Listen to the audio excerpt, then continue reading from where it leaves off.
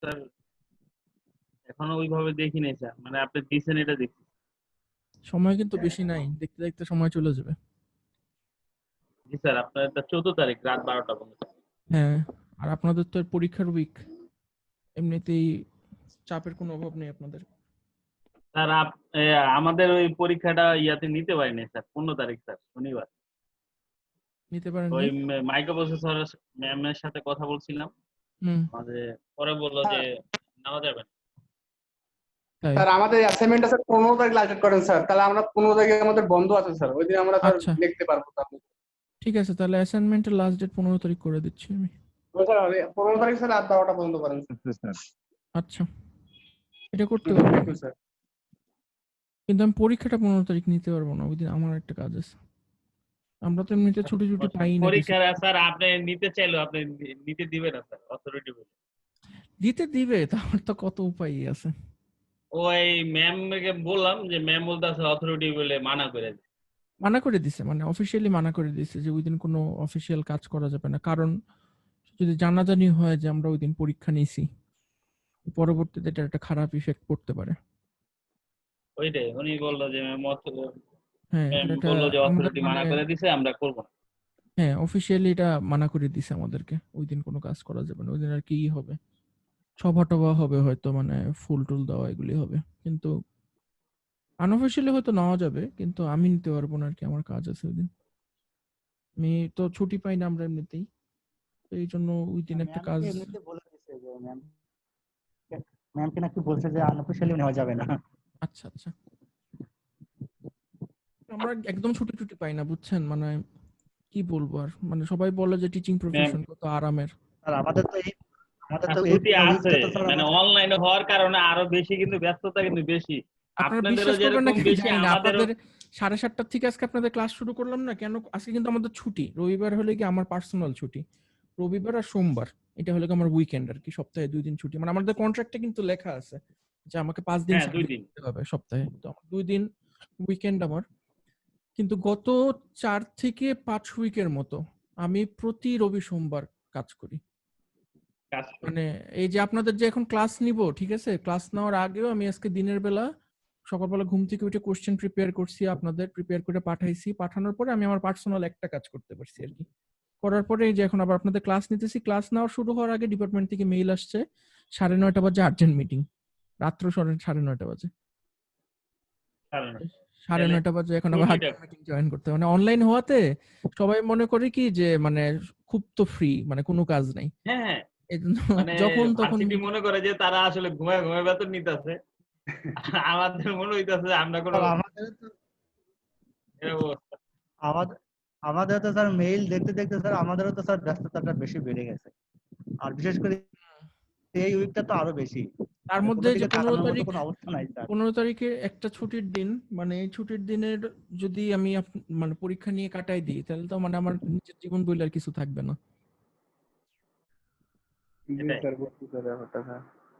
Online আসলে sir আমাদের অনেক অনলাইনে আসলে মানে অনলাইন বেদনা। হওয়ার পর থেকে মনে হচ্ছে সারাটা দিনই কাজ করতেছি, মানে আগে তো একটা কাজ ছিল যে করতে না হচ্ছে বাসা থেকে মিরপুরে যাইতাম, এরপরে বাসায় আসার পরে আর কাজ নিয়ে কোনো টেনশন নেই, এখন মনে হচ্ছে সারাদিনই কাজ করতেছি, সারাদিন কি আর করার। একটা না একটা শুধু থাকে। একটা কাজই আমাদের করতে হচ্ছে না, শুধু আমরা শুধুই অন সাইডে নাই, আদারওয়াইজ স্যার আমরা সব দিক থেকেই ব্যস্ত। হ্যাঁ সেটাই, আর আপনারা তো চাকরি করেননি, আপনাদের তো আলাদা একটা ব্যস্ত, আপনাদের জন্য বরঞ্চ সুবিধা হয়েছে একটু, যে এত কষ্ট করার পরে আর মানে বাসায় আরাম করে ক্লাস স্যার করতে সুবিধার পারতেছেন। মধ্যে স্যার এইটাই আর কি। স্যার শুয়ে শুয়ে ক্লাস করা যাচ্ছে স্যার, এটা একটা এখন সুবিধা অফিসে স্যার। এটা আছে একটা স্যার। বিশাল বড়, মানে সারাদিন অফিস করে শুয়ে শুয়ে জি ক্লাস স্যার, করার বিশাল বড় একটা আরাম। জি স্যার, জি স্যার। আচ্ছা, ঠিক আছে, তাহলে আপনাদের অ্যাসাইনমেন্টটা দেখেন, অ্যাসাইনমেন্টের যদি অ্যাসাইনমেন্টের প্রথম 2টা কোশ্চেন খুবই সহজ, তো প্রথম 2টা কোশ্চেন আপনারা গুগল থেকে সহযোগিতা নিয়ে বা 2-3 জন মিলে একসাথে ডিসকাস করে প্রথম 2টা কোশ্চেনের উত্তর লিখতে পারবেন। আর পরের 2টা কোশ্চেন যে আছে ওই 2টা কোশ্চেন একটু মাথা খাটাইতে হবে আপনাদেরকে, তো ওটা তো আপনারা চাইলে গ্রুপে ডিসকাস করতে পারেন বা ইউটিউবে সাহায্য নিতে পারেন, তবে যেটাই স্যার করেন নিজেরা বুঝে এগুলো করবেন। আসলে হ্যাঁ, আপনার পিডিএফ এ নাই স্যার, যে পড়াইছেন আমাদের। আমি ক্লাসে ডিসকাস করছি এটা আমার মনে আছে, কিন্তু পিডিএফ এ নাই, লাস্টের 2টা খুব সম্ভবত পিডিএফ এ নাই। আপনারা জাস্ট কমন সেন্স খাটালেই পারবেন। মানে অ্যাসাইনমেন্টের ব্যাপারটা কিরকম যে আপনারা যদি একটু কমন সেন্স খাটায় সুন্দর করে লেখেন, মানে ইংলিশ যে ঠিক হওয়া লাগবে, গ্রামার ঠিক হওয়া লাগবে এমন কোনো ব্যাপার নেই। না স্যার, Just এটা তো ইংলিশ স্যার, এর জন্য একটু সমস্যা স্যার, বাংলা হয়তো সমস্যা আমরা তো নেই। আসলে ইংলিশে একটু এইভাবে আসলে আপনারা যদি মনের ভাব প্রকাশ করতে পারেন ইংলিশে, মানে গ্রামার ট্রামার যাই ভুলুক, শুধু মনের ভাবটুকু যদি প্রকাশ করতে পারেন, এটি মোর দেন গুড এনাফ। বুঝতে পারছেন? মানে স্যার আমাদের একটা কনফিউশন থেকে যাবে যে আমরা গুগল সার্চ করি বা ইউটিউব দেখে স্যার যেটাই কারেকশন করি না কেন, মানে আমাদের মধ্যে হ্যাঁ। একটা কনফিউশন থেকে যাবে যে আসলে এটা রাইট কিনা বা কতটুকু কি হলো, এরকম একটা কনফিউশন আমাদের জন্য থেকে যাচ্ছে। হ্যাঁ, এই জন্যই তো মানে আপনারা যদি মানে কোশ্চেন করেন, মানে অ্যাসাইনমেন্টটা দেখেন, দেখার পরে আমাকে কোশ্চেন যদি করেন বা লেখার পরেও যদি কোশ্চেন করেন, তখন আপনাদের জানার সুযোগ থাকবে। কিন্তু আপনার ইন্টার সময় যদি শুধু চুপ করে থাকেন আর শুধু কপি পেস্ট করেন, তাহলে আসলে শিখা যাবে না। তো আপনাদের কোথাও সমস্যা হলে আপনি ই করবেন, গুগল ক্লাসরুমে নক করবেন, মেসেজ দিবেন বা কল করবেন, যেভাবে সুবিধা হয় আপনাদের। আচ্ছা, তো আজকে স্যার আমাদের ভাইবাটা কি, ভাইবাটা মানে কিভাবে নিবেন স্যার একটু যদি বলেন। ভাইবার মধ্যে আপনাকে 3টা কোশ্চেন জিজ্ঞেস করব, প্রত্যেকটা স্টুডেন্টকে Only 3টা 3? করে। হ্যাঁ, অনলি 3টা কোশ্চেন জিজ্ঞেস করব। প্রত্যেকটা কোশ্চেনের মার্কস থাকবে 5 মার্কস। 5 মার্কস হলে কি এই ধরনের রুব্রিক্সে ভাগ করা থাকবে আপনার প্রেজেন্টেশন, কিভাবে আপনি কোশ্চেন আনসার দিতেছেন, আপনার রেসপন্সিভনেস, মানে কোশ্চেনটা কত তাড়াতাড়ি আপনি ক্যাচ করতে পারতেছেন, আর হলে কি আনসারটা সঠিক হয়েছে নাকি সঠিক হচ্ছে না। এই 3টা ক্রাইটেরিয়ার উপর ভিত্তি করে প্রত্যেকটা কোশ্চেনের মার্কস দেওয়া হবে। সো আপনার কোশ্চেনের উত্তর যদি ভুলও হয়, সেক্ষেত্রে আপনি পার্শিয়াল মার্কিং পাবেন, কিন্তু পুরো মার্কসটা পাবেন না আর কি। তো সেই ক্ষেত্রে মানে 3টা কোশ্চেন তাহলে এইভাবে ভাগ করে প্রত্যেকটা কোশ্চেনে 5 মার্কস করে। কোশ্চেনের ধরন হবে হলে কি, যেমন মনে করেন আপনাকে আমি যদি জিজ্ঞেস করি যে আল্ট্রাসনিক সেন্সরে আমরা কি ধরনের ম্যাটেরিয়াল ইউজ করি, তখন আপনি বলবেন যে আমরা পিজোইলেকট্রিক ক্রিস্টাল ইউজ করি। খুবই ভালো কথা। আমি আপনাকে মনে করুন জিজ্ঞেস করলাম যে আপনি যদি 1 মেগাহার্টজের একটা সিগন্যাল তৈরি করতে চান আল্ট্রাসনিক একটা সেন্সর দিয়ে, তাহলে এই ক্রিস্টালটার থিকনেস কতটুকু হওয়া লাগবে? এটা আপনাদের এটা তো স্লাইডের কঠিন মধ্যে হয়ে আছে। যায় স্যার। স্লাইডের মধ্যে আছে। স্লাইডে আপনারা আছে যদি স্যার, হ্যাঁ, তাহলে তো স্লাইডটা যদি সমস্যা। একবার পড়েন, না স্যার, স্লাইডের ভিতরে ধরেন স্যার, তাহলে আমাদেরকে হ্যাঁ, স্লাইডের স্লাইডের ভিতরে মধ্যে ধরলে যদি আমরা অনেক একবার কিছু পড়েন, পারবো স্যার। জি তাইলেই স্যার। পারবেন। মানে এটা খুবই সহজ। স্যার আর আপনার স্যার যে স্যার রেকর্ডিংটা আছে, মানে আপনি যেখানে পড়াইছেন, স্যার মানে প্রত্যেকটা আপনি যে অংশ। কথাগুলো বলছেন মানে পড়ানোর সময়, হ্যাঁ, স্যার ওইগুলোর মধ্যে যদি থাকে তাহলে আমাদের জন্য ভালো হয় আর হ্যাঁ, কি। হ্যাঁ, প্রশ্ন ওগুলোর মধ্যে যদি ওই থাকবে। আপনাদেরকে বাস দিয়ে আমার কি লাভ? স্যার ভিডিওটার স্যার মধ্যে থাকলে ভালো হয় স্যার, অনেক ভিডিওগুলোর মধ্যে। ভিডিও তো আছে। সেইটাই স্যার আমরা হ্যাঁ, স্যার সবগুলো ভিডিও একটু আপনাদের কথা কাছে আছে, বলি আমি স্যার। ভিডিওর আমরা বাইরে কিছু করব না। আমরা স্যার অনলাইনে মানে অনেক কষ্ট করে স্যার টাকা টাকা জমা দিয়ে মানে এখন স্টাডি চালাচ্ছি স্যার। এরপর আচ্ছা, যদি স্যার আপনারা একটা আমাদের ভালো কথা রেজাল্টটাও ভালো বলছেন, না টাকা আসে, কি জমা দিয়েছেন সবাই? না দেইনি স্যার, জি এখন স্যার। দিব। এখনো দেন নাই? এখনো আচ্ছা, আমাকে কিন্তু না একটা কাজ দিব। করতে হবে, ঠিক আছে? আমি যে আপনাদের মনে আছে নাকি জানি না, ওই ক্লাসের শুরুতে একটা অ্যাসাইনমেন্ট ক্রিয়েট করছিলাম, রেজিস্ট্রেশন। ওইখানে আপনারা সবাই আপনাদের ফোন জি নাম্বার স্যার। লিখছিলেন। তো আমি ওরকম আরেকটা অ্যাসাইনমেন্ট ক্রিয়েট করব। ওই অ্যাসাইনমেন্টটার নাম হবে হলে কি অ্যাডমিট কার্ড, ঠিক আছে? তো ওইটার মধ্যে আপনারা কষ্ট করে সবার অ্যাডমিট কার্ডটা একটু জমা দিবেন, ঠিক আছে? একটা অ্যাটাচমেন্টের অপশন ঠিক আছে। থাকবে, ওখানে আপনার অ্যাডমিট কার্ডটা অ্যাটাচ করে দিবেন। কারণ হয়েছে কি, আচ্ছা, অ্যাডমিনিস্ট্রেশন থেকে আমাদেরকে বলছে যে অ্যাডমিট কার্ড না থাকলে কারো পরীক্ষা না নিতে, ঠিক আছে? কিন্তু মানে আমার কাছে ব্যাপারটা অত বেশি মনে হয়নি, মানে যুক্তিযুক্ত মনে হয়নি। তো অ্যাডমিট কার্ড না থাকলে আমি আপনাদের পরীক্ষা নিব, কিন্তু আমি জাস্ট আপনাদের পরীক্ষার মার্কসটা ইনপুট দিব না, ঠিক আছে? পরে যখন যখন অ্যাকাউন্টস থেকে বলবে যে না ঠিক আছে অল ক্লিয়ার, তখন আমি যে যারটা বাদ রয়ে গেছে তার মার্কসটা আমি ইনপুট দিয়ে দিব, ঠিক আছে? কিন্তু মার্কসটা জাস্ট আমার হাতে থাকুক। মানে টাকা দিতে পারেন নাই এই জন্য আপনার পরীক্ষা আমরা ভাঙ দেওয়ার দরকার নেই। আমার কথাটা মাস্টার বুঝতে আমরা পারছেন? দেখতে পারবো, আমরা গুগল ক্লাসরুমে দেখতে পারবো। মার্কস তো দেখতে পারবেন না, মার্কস আমার কাছে থাকবে। মানে এখন ভাইবার মার্কস আমি আপনাকে গুগল আচ্ছা। ক্লাসরুমে কিভাবে দেখাবো? কারণ দেখা যায় যে আমি যদি আপনাকে মার্কস গুগল ক্লাসরুমে দেখাই দিলাম, আপনার অনেক সময় দেখা যায় 1 মার্ক 2 মার্ক আমাকে বাড়ায় দিতে হয় ওই গ্রেড বাড়ায় দেওয়ার জন্য বা পাস থেকে ফেল আচ্ছা থেকে আচ্ছা। পাস করানোর জন্য। তো তখন আমি আপনাকে স্যার মার্কস দেখাই মিডের এটা স্যার পরবর্তীতে মিডের এক্সাম মার্কটা তো হয়ে যায়। দেখাবে স্যার। হ্যাঁ, মিডের মার্কটা তো আপনি দেখাবেন স্যার, মিডে আমরা কত পেলাম। হ্যাঁ, একদম ফাইনালি আমি যখন করব তখন তো আপনারা দেখতেই পারবেন। যখন ফাইনালি মানে নিজের 17 মার্কটা তারিখে তো যখন পুরোটাই ইনপুট দিয়ে দেখাবে দেবো, স্যার। পুরোটাই দেখাবে। হ্যাঁ, কিন্তু মানে কেউ যদি টাকা না দিয়ে থাকেন, আপনারা পরীক্ষা বাঙ্ক করেন না। টাকা না দিলেও আপনারা পরীক্ষা দিয়েন, কিন্তু আপনার অ্যাডমিট কার্ড যাদের যাতে থাকবে না, আমি ওদেরটা জাস্ট সিস্টেম ইনপুট দিব না। পরে আপনারা যখন টাকা ক্লিয়ার করে দিবেন আমি সিস্টেম ইনপুট দিয়ে দিব, কোনো সমস্যা নেই।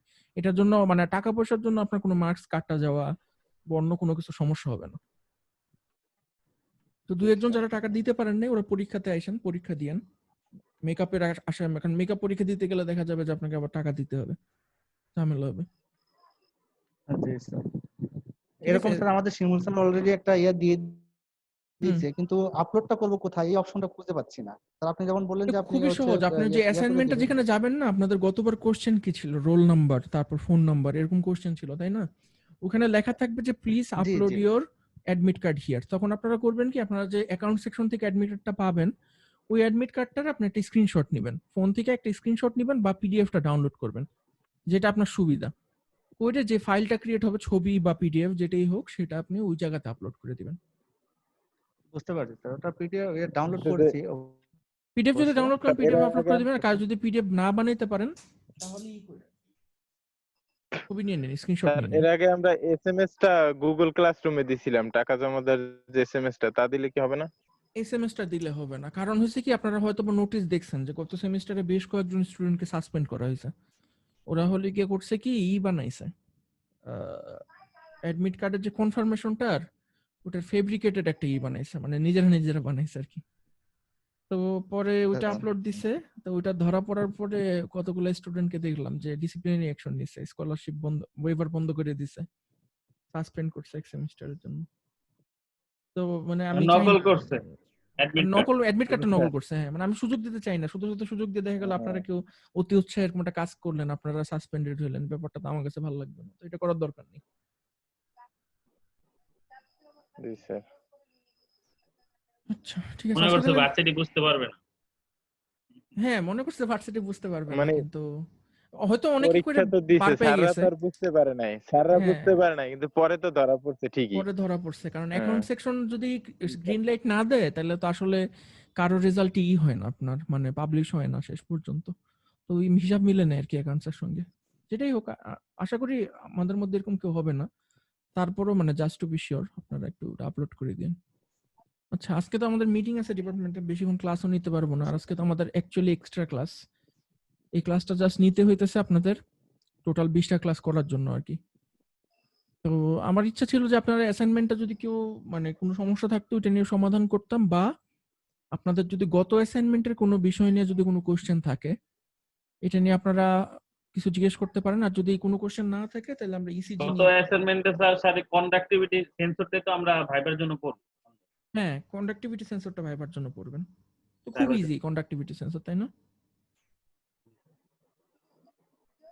স্যার কন্ডাক্টিভিটি সেন্সর যদি আমরা, আপনার হাতে সময়। হ্যাঁ সময় আমি এটাই বলতে চাইছিলাম, আমি দেখাইতাম আপনার। কন্ডাক্টিভিটি সেন্সর আমরা ল্যাবে বানাইছিলাম, বুঝছেন? আমরা ল্যাবে কিভাবে বানাইছিলাম, আমাদের কাছে এরকম একটা বাটির মতো থাকতো, এরকম একটা বাটির মতো বানাইছিলাম আমরা, বুঝছেন? নিজেরাই বানাইছিলাম, প্লাস্টিকের বাটি। তো এই প্লাস্টিকের বাটির আমরা করছিলাম কি, এই এক সাইডের দেওয়ালে ওই কপারের প্লেট পাওয়া যায় পাটুটুলিতে কিনতে। আমি জানি না আপনার ইন্ডাস্ট্রিতে দেখছেন নাকি কখনো, কপারের মোটা মোটা প্লেট কিনতে পাওয়া যায় ওই মেইন বোর্ডে ইউজ করার জন্য, বাসার মেইন বোর্ডে। তো ওই কপারের প্লেট গুলো আমরা কাটছিলাম, কাইটে এই দেওয়ালের সমান একটা পাত বানাইছিলাম, প্লেট বানাইছিলাম। এই প্লেটটা ছোট একটা বাক্স, এরকম মনে করেন 1 ইঞ্চি বাই 1 ইঞ্চি, এরকম ছোট একটা বাক্সের মধ্যে ওই একটা সাইড দিছিলাম একটা কপারের প্লেট, আরেক সাইডে দিছিলাম আরেকটা কপারের প্লেট। ঠিক আছে, খুবই ভালো কথা। তারপরে আমরা করছিলাম কি, আমরা এটার সঙ্গে একটা রেজিস্ট্যান্স লাগাই দিছিলাম, জানা একটা রেজিস্ট্যান্স লাগাই দিছিলাম, মনে করেন 10 কিলো ওহম। 10 কিলো ওহম একটা রেজিস্ট্যান্স লাগাই দিছি। এখন 10 কিলো ওহমের একটা রেজিস্ট্যান্স লাগাই দেওয়ার পর আমরা যেটা করছি, এই সাইড এটারে পানি দিয়ে ভর্তি করছি ফার্স্টে, মনে করেন পানি দিয়ে ভর্তি করছি। পানি দিয়ে ভর্তি করার পরে এখানে একটা ভোল্টেজ সাপ্লাই দিছি। কত ভোল্ট, মনে করেন ধরলাম 5 ভোল্ট, 5 ভোল্টের মতো সাপ্লাই দিছি মনে করেন। মানে এই এই পাত্রটার মধ্যে আমরা যে জিনিসটা দিব, আমরা ওইটারই কন্ডাক্টিভিটি মেজার করব, বুঝতে পারছেন? ওইটারই কন্ডাক্টিভিটিটা মেজার করব। তারপরে আমরা যেটা করছিলাম যে এইখানে আমরা আরেকটা ভোল্ট মিটার ধরছিলাম। এখানে একটা ভোল্ট মিটার ধরার পরে আমরা এই 10 কিলো ওহমের অ্যাক্রসে মনে করেন সার্টেন একটা ভোল্টেজ পাইছি, সার্টেন একটা ভোল্টেজ পাইছি। তাইলে আমরা যদি এই ভোল্টেজটাকে, এই ভোল্টেজটাকে যদি আমরা এই রেজিস্ট্যান্সটা দিয়ে ভাগ করি, 10 কিলো ওহমের রেজিস্ট্যান্সটা দিয়ে ভাগ করি, তাইলে আমরা কি পাবো বলুন তো? কারেন্ট পাবো কারেন্ট পাবো, কারেন্ট তাই পাবো না? স্যার। তাহলে এটা যেহেতু একটা সিরিজ সার্কিট, এটার মধ্যে দিয়ে যেই কারেন্ট যাইতেছে এটার মধ্যে দিয়ে একই পরিমাণ সেম কারেন্টই কারেন্ট। যাবে, তাই না? একই পরিমাণ কারেন্ট যাবে। তো আর একই পরিমাণ কারেন্ট যাবে 1 নম্বর। আর প্লাস এইখানে যদি আমরা ভোল্টেজ ড্রপটা যদি জানি, এটার অ্যাক্রসে ভোল্টেজ যত ড্রপ হইতেছে জানি, তো এই 5 ভোল্টের বাকি অংশটুকু কোথায় ড্রপ হবে? এখানে ড্রপ হবে না? যদি একটা অংশ এখানে ড্রপ হয় সিরিজ সার্কিটে, মানে আমরা কেভিএল এর সূত্র অনুযায়ী কি জানি? কেভিএল এর সূত্র বলে হলে গিয়ে আপনার সামেশন অফ ভোল্টেজ প্রকৃত সমান সমান 0। ভোল্টেজ মানে একটা লুপের মধ্যে যত ভোল্টেজ রাইজ করবে একটা সোর্স থেকে, ঠিক তত ভোল্টেজই ড্রপ করবে। এটাই তো কেভিএল, তাই না? তো কেভিএল এর সূত্র অনুযায়ী আপনার এখানে যদি ভি পরিমাণ ভোল্টেজ ড্রপ করে, তাহলে এই পানি ভরলাম যে পাত্রটার মধ্যে, এখানে কতটুকু ভোল্টেজ ড্রপ করতে হবে? 5 মাইনাস ভি, তাই না? এই 5 পরিমাণ মাইনাস ভোল্টেজ ভি। এখানে ড্রপ করবে। মানে আমি কারেন্ট তো জানি সিরিজ সার্কিট, এটা যদি আমি কারেন্ট দিয়ে ভাগ করে দিই, এই জায়গায় যে পানিটুকু আছে ওই পানিটুকু রেজিস্ট্যান্স আমি পেয়ে যাবো না? জি স্যার। বুঝছেন? তো পানির রেজিস্ট্যান্স এখন পেয়ে গেলাম, তাহলে এখন পানির রেজিস্ট্যান্স আমরা পাইলাম, ঠিক আছে? এখন রেজিস্ট্যান্স থেকে আমাদেরকে কি বের করতে হবে? কন্ডাক্টিভিটি যদি বের করতে চাই, আমাদেরকে ফার্স্টে রেজিস্টিভিটি বের করতে হবে। তো আমরা রেজিস্ট্যান্সের সূত্রটা লিখি। রেজিস্ট্যান্সের সূত্র কি? রেজিস্ট্যান্সের সূত্র এরকম না? Rho L by A. হ্যাঁ, জি স্যার। এটা হলো rho L by A. Resistivity. এখন এখান থেকে জি স্যার। আপনি এল ও বের করতে পারতেছেন, আবার এই প্রস্থচ্ছেদের ক্ষেত্রফল এ ও বের করতে পারতেছেন, তাই না? কারণ আপনি তো এই কপারের পাতটার এদিকে মানে দুইটা ডিসটেন্সও জানেন, আবার প্রস্থচ্ছেদের ক্ষেত্রফলও জানেন। তাহলে আপনি মোটামুটি কতটুকু পানি আছে আইডিয়া করতে পারবেন না? তাহলে আপনি এল ও জি স্যার। জানতেছেন, মানে ওই বাক্সটার ডাইমেনশন যত আর কি, এই বাক্সটার ডাইমেনশন থেকে আপনি এল ও বের করতে পারবেন, এ ও বের করতে পারবেন। তাইলে এখান থেকে আপনি রো সমান সমান পেয়ে গেলেন না আর এ বাই এল। আরে জি স্যার। তাহলে এইটাই তো হলো কি আপনার রেজিস্টিভিটি, তাই না? রেজিস্টিভিটিকে আমি যদি উল্টা করি তাহলে কি পাবো? Conductivity conductivity. হয়ে গেল না? Conductivity sensor. জি স্যার। মানে এটা লাগে গরিবের কন্ডাক্টিভিটি সেন্সর, কারণ আমাদের তো হাতের কাছে দামি ইনস্ট্রুমেন্ট থাকে না। এক একটা কন্ডাক্টিভিটি সেন্সরের দাম মনে করেন 1.5 লাখ 2 লাখ টাকা। অথচ কত সহজে এই পুরো জিনিসটা বানাইতে হয়তো খরচ হবে 50 টাকা। বুঝতে পারছেন? তো মনে করেন ডাইমেনশনটা কি বক্সের নিয়েছেন না শুধু কপাল ইলেকট্রোড, এখানে একটা প্লেটের সাথে ইলেকট্রোড দিয়েও তো এটা করা যায় স্যার। বুঝিনি আমি আপনার কথাটা, কি ধরনের প্লেটের কথা বলতেছেন? এই যে স্যার এখানে যে আপনি প্লেটটা ইউজ করছেন, যে ওয়ালের সঙ্গে যে প্লেটটার হ্যাঁ কথা হ্যাঁ বললেন, হ্যাঁ যে থিকনেস, হ্যাঁ। এই প্লেটের সাথে যদি হচ্ছে এখানে একটা ইলেকট্রোড ইউজ করা হয়, ইলেকট্রোড ইউজ করেও কি স্যার এটা করা পসিবল হয়? হ্যাঁ, কেন পসিবল না? অবশ্যই পসিবল। কিন্তু একটা সমস্যা কি, মানে এটার জন্য আপনি একদম পিওর পানি ইউজ করতে পারবেন না। মনে করেন আপনি একদম পিওর পানি যদি ইউজ করেন তাহলে এখানে বেশ কিছু ঝামেলা হবে। আপনাকে এটার জন্য পানির মধ্যে সামান্য পরিমাণ লবণ থাকতে হবে। সো মনে করেন ট্যাপ ওয়াটার যদি ইউজ করেন, মানে আমাদের লবণ নরমাল থাকতে কলের হবে। থেকে যে পানি আনেন, ওই কলের পানির মধ্যে আপনার আয়রন থাকে, ম্যাগনেসিয়াম থাকে। তো দেখা যায় যে কলের পানিটা ভালো কাজ করে আর কি। কলের পানি দিয়ে আপনি পানির কন্ডাক্টিভিটি সহজে মেজার করতে পারবেন। কিন্তু একদম যদি পিওর পানি দেন, পিওর পানি কিন্তু অত বেশি কারেন্ট পাস করতে দেয় না। মানে একদম যদি আপনারা অফিসের আপনাদের যে মেশিন গুলো থাকে, যেমন রিভার্স অসমোসিস মেশিন গুলো, যেগুলো যে মেশিন থেকে পানি খান, যে ওগুলো যেগুলোতে পিউরিফাই করে, ওখানে অনেক মিনারেল টিনারেল বাদ পড়ে যায় আর কি। তো ওইটা যদি মাপেন আপনি দেখবেন যে ওটার কন্ডাক্টিভিটি অনেক লো, মানে তেমন একটা কারেন্ট কন্ডাক্টই করে না। তো ওইটা যদি দেন জি সেই স্যার। ক্ষেত্রে আপনার মাপতে সমস্যা হবে। কিন্তু যদি মনে করেন রক্ত মাপবেন, রক্তের নরমালি কন্ডাক্টিভিটি স্যার হচ্ছে মাপবেন, ইউরিনের কন্ডাক্টিভিটি মাপবেন, এগুলো যদি আপনি করতে চান, মানে যে কোনো রকম বায়োফ্লুইড যদি হয়, তো সেই ক্ষেত্রে আপনি এরকম সিম্পল একটা সেটআপ দিয়েই কন্ডাক্টিভিটি মাপতে পারবেন। বুঝতে পারছেন আমার কথাটা? নরমালি স্যার ইন্ডাস্ট্রি গুলোতে হচ্ছে ডিপ পাম্প থেকে পানি উঠায় স্যার, ওইটারই কন্ডাক্টিভিটি কন্ডাক্টিভিটি মাপে, কারণ কন্ডাক্টিভিটি কিন্তু বের করে তারপরে পানিটা কি আপনার একদম জি। পিওর ফর্মে আছে নাকি, এটা বোঝার সবচেয়ে ভালো উপায় হলো কি এক কন্ডাক্টিভিটি মাপেন, আর কন্ডাক্টিভিটির সঙ্গে রিলেটেডই হলো কি পিএইচ, আপনি পিএইচটা মাপেন, ঠিক আছে? পিএইচ। তো পিএইচ আর কন্ডাক্টিভিটি মোটামুটি কাছাকাছি, মানে একটা আরেকটার উপর নির্ভরশীল। তো যে কোনো একটা মাপলেই মোটামুটি একটা আইডিয়া পাওয়া যায় যে আপনার পানিটা কতটুকু পিউরিফাইড হয়েছে। আমরাও যখন ল্যাবে কাজ করতাম, মানে ল্যাবে যখন আমরা জেনারেলি তো যা কিছু স্যাম্পল নিবেন, আপনি মনে করেন কোন একটা লবণের দ্রবণ করবেন, সোডিয়াম ক্লোরাইড, পটাশিয়াম ক্লোরাইড বা যেটাই হোক, তো যে কোনো একটা সাসপেনশন বানাবেন বা যাই বানাবেন, ওটার জন্য কিন্তু পিওর পানির দরকার হয়, মানে পানির মধ্যে যাতে অন্য কোনো কন্টামিনেশন না থাকে। তখন আমাদের একটা কন্ডাক্টিভিটি মিটার প্রয়োজন হতো। বারবার আমরা পানির মধ্যে দিতাম আর দিয়ে চেক করতাম যে আমার পানিটা কি আসল যে পানি মানে পিওর পানির কত কাছাকাছি। যত কাছাকাছি তত প্রিফারেবল। আবার মনে করেন বিভিন্ন এক্সপেরিমেন্টে আমরা পানির মধ্যে লবণ মিশাই, কারণ একটা নির্দিষ্ট কন্ডাক্টিভিটি আমাদের প্রয়োজন। মনে করেন আপনি ইলেকট্রোলাইসিস করবেন, আপনারা যারা ইন্ডাস্ট্রিতে কাজ করেন আপনারা দেখছেন ইলেকট্রোলাইসিস কিভাবে করে। কোনো কিছুর মধ্যে একটা পাতলা প্রলেপ দেওয়ার জন্য, কোনো একটা মেটালের পাতলা প্রলেপ দেওয়ার জন্য ইলেকট্রোলাইসিস করি, বা বিভিন্ন ব্যাটারিতে আমরা ইলেকট্রোলাইট ইউজ করি, তাই না? তো এই ইলেকট্রোলাইট গুলো আপনার ডিজায়ার্ড কনসেন্ট্রেশনের লবণ আছে নাকি ইলেকট্রোলাইটের মধ্যে, যেমন ব্যাটারির মধ্যে যে ইলেকট্রোলাইট গুলো ইউজ করেন, ওইটা মাপার জন্য কিন্তু আমরা কন্ডাক্টিভিটি মিটার ইউজ করি। বুঝতে পারছেন আমার কথাটা? জি তো স্যার। এটাই হলো গিয়ে মেইনলি আমি যতদূর জানি যে একটা সিম্পল কন্ডাক্টিভিটি মিটার যদি আপনি বানাইতে চান তাহলে সেটার জন্য আপনার যে জিনিসটা লাগবে সেটা হলো গিয়ে একটা জানা রেজিস্ট্যান্স লাগবে, মানে যে রেজিস্ট্যান্সটার ভ্যালু আপনি জানেন শিওর। 10 কিলো ওহম মানে 10 কিলো ওহম, অন্য কোনো কিছু না। ঠিক আছে? আর আরেকটা জিনিস যেটা লাগবে সেটা হলো গিয়ে একটু দাঁড়ান।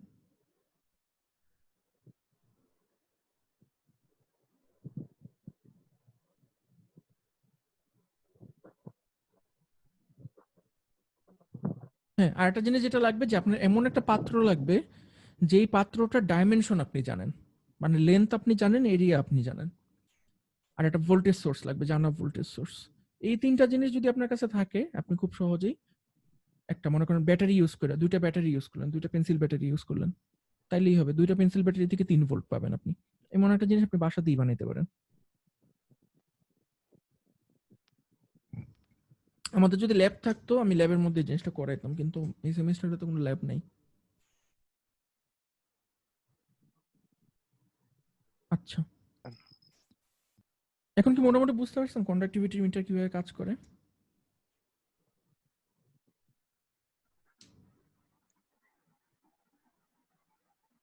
জি স্যার। এটাই হোক তাহলে। আজকে আমরা চলেন যে মানে আমরা তো গত ক্লাসে পড়ছিলাম যে বায়ো পটেনশিয়াল কাকে বলে। তো আজকে আমরা দেখব যে বায়ো পটেনশিয়ালটা আমরা কিভাবে কালেক্ট করতে পারি।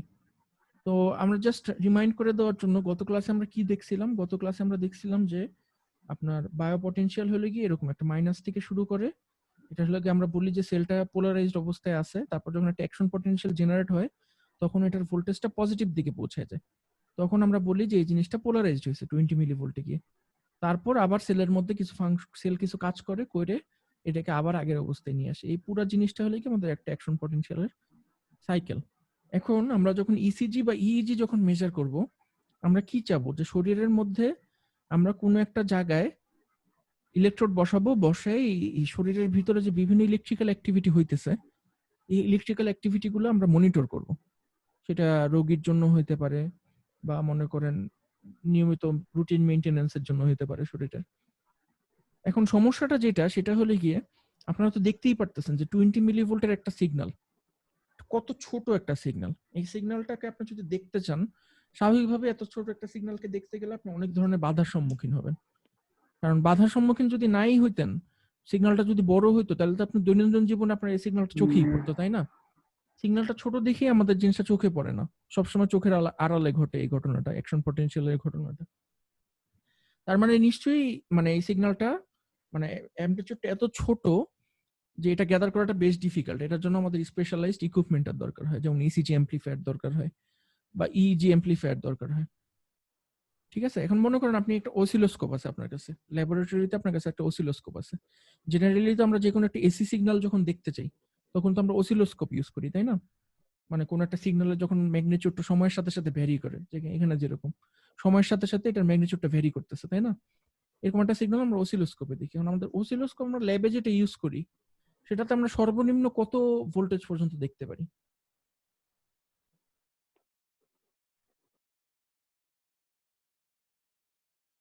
ল্যাবে যারা কাজ করছেন বলেন তো দেখি।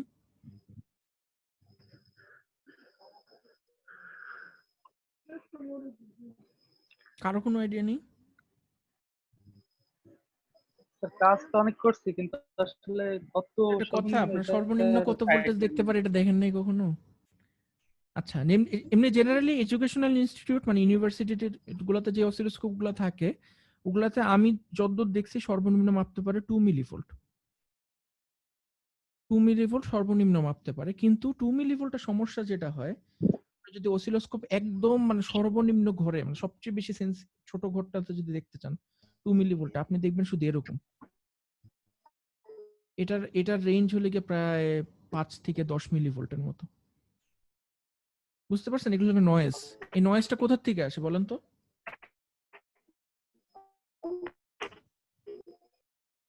নয়েজটা কোথা থেকে আসে?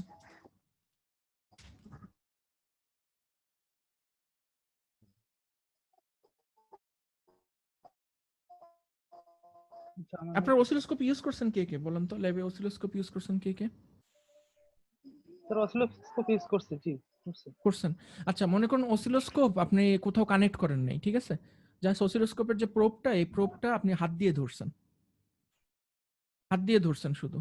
আপনি কখনো দেখছেন যে অসিলোস্কোপ যদি আপনি হাত দিয়ে ধরেন প্রোবটা, এখানে বড় এরকম একটা আসে যে সিগন্যাল আসে যে? হ্যাঁ স্যার জি, স্যার। আসে, আর আবার ক্যালিব্রেশন করে ওই সময়ও আসে আর কি। ক্যালিব্রেশন দুটো করে ওটা একসাথে তো আসেই, ধরলেও কারণ আসে। ওই অসিলোস্কোপের ভিতরে একটা ছোট্ট একটা 2 ভোল্টের সোর্স থাকে 1 কিলোহার্টজ এর। জি ওইটা ক্যালিব্রেশনের সময় ও আউটপুট দেয়। কিন্তু আপনি যখন শুধু হাত দিয়ে ধরেন তখন এরকম বড় একটা সিগন্যাল আসে, অনেক বড় স্পাইকের সিগন্যাল আসে। প্রায় কত 200, না আমি ভুলে গেছি সঠিক মানটা কত, অনেক বড় সিগন্যাল আসে একটা। এই সিগন্যালটা কোথা থেকে আসে জানেন? বা এটার ফ্রিকোয়েন্সি কত? না স্যার জানা নেই। যদি অনুমান করতে বলি আপনাকে এটার ফ্রিকোয়েন্সি কত, আপনি কত বলবেন? 50 হার্টজ। এখন বুঝতে পারতেছেন এই সিগন্যালটা কোথা থেকে আসে? দাঁড়ান আমি একটা ছবি আঁকি, তাহলে বুঝতে পারবেন। এটা মনে করেন আপনি, ঠিক আছে, ল্যাবে কাজ করতেছেন, খুবই ভালো কথা। আপনার পায়ের নিচে মাটি আছে, তাই না? এটা হলো আপনার বাসার ছাদ আছে। ছাদের এখান দিয়ে কোনো না কোনো একটা জায়গায় 3 ফেজের একটা লাইন গেছে, তাই না? ট্রান্সমিশন ডিস্ট্রিবিউশন লাইন, এইভাবে দাগ দিলাম এটাকে আমি, পাওয়ারের লাইন আর কি। এই লাইন আর আপনার মাঝখানে কি আছে? বাতাস। বায়ু আছে, মানে বাতাস। মনে করেন বাতাস আছে। তো এটা একটা কন্ডাক্টর, তাই না? তারগুলো তো একটা কন্ডাক্টর নাকি? জি আপনি কি মাটির সঙ্গে লাগানো, আপনিও একটা কন্ডাক্টর। জি আর আপনার মাঝখানে একটা বাতাস, একটা কন্ডাক্টর, আপনি একটা কন্ডাক্টর, মাঝখানে একটা ডাইইলেকট্রিক ম্যাটেরিয়াল, এই সাইডে ভোল্টেজ আছে, এই সাইডে গ্রাউন্ড। জিনিসটা দেখতে কিসের মতো? ক্যাপাসিটর। ক্যাপাসিটরের মতো। তার মানে আপনার এখানে বাতাসের মধ্যে কি আছে? একটা ক্যাপাসিট্যান্স তৈরি হয়েছে, ডাইইলেকট্রিক ম্যাটেরিয়াল। Dielectric material. তার মানে এখানে যদি একটা এসি সিগন্যাল থাকে, এসি সিগন্যাল কি ক্যাপাসিটরের ভিতর দিয়ে যাইতে পারে নাকি পারে না? স্যার পারে। পারে। তাহলে এই সিগন্যালটা সুন্দর করে আপনার শরীর দিয়ে সারাদিন প্রবাহিত হয়ে মাটিতে যেতেছে। আপনি মনে করেন হাত দিয়ে একটা অসিলোস্কোপের প্রোব ধরলেন, এখানে মনে করেন একটা অসিলোস্কোপ আছে, তাহলে অসিলোস্কোপ কি দেখবে? যে এই সিগন্যালটা ওর নিজের গ্রাউন্ডের সাপেক্ষে ও আপনার ভিতর দিয়ে যে সিগন্যালটা যাইতেছে সেটা দেখবে না? জি, জি স্যার। এটা তো 50 হার্টজ হবে তাহলে। না, আমার যতদূর মনে আছে, আমি ঠিক ভুলে গেছি, আমি এটা আপনাদেরকে পরে কনফার্ম, অনেকদিন আগে পড়ছি তো। এই সিগন্যালটার ম্যাগনিটিউড খুব সম্ভবত 20 ভোল্টের কাছাকাছি। 20 ভোল্ট, একটু দাঁড়ান। আচ্ছা, তাহলে তো আমাদের শক করা উচিত। এটা এসি সিগন্যাল, এসি সিগন্যাল 50 হার্টজের এসি সিগন্যাল 20 ভোল্টে, দাঁড়ান আমি একটু চিন্তা করে দেখি। হ্যাঁ 20 ভোল্ট না মনে হয়, এটা মনে হয় 200 মিলি ভোল্ট বা এটা, একটু দাঁড়ান আমি সার্চ করি। পাওয়ার লাইন নয়েজ, নয়েজটার নাম হলে কি পাওয়ার লাইন নয়েজ, ঠিক আছে? দাঁড়ান আমি দেখি পাওয়ার লাইন নয়েজ ম্যাগনিটিউড।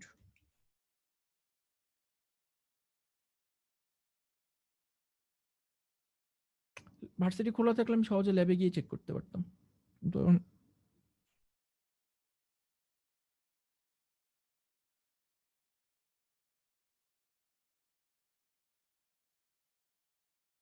আচ্ছা যেটাই হোক, আমি এটা আপনাদেরকে শিওর হয়ে আমার নোট আছে, নোট থেকে দেখে বলতে হবে।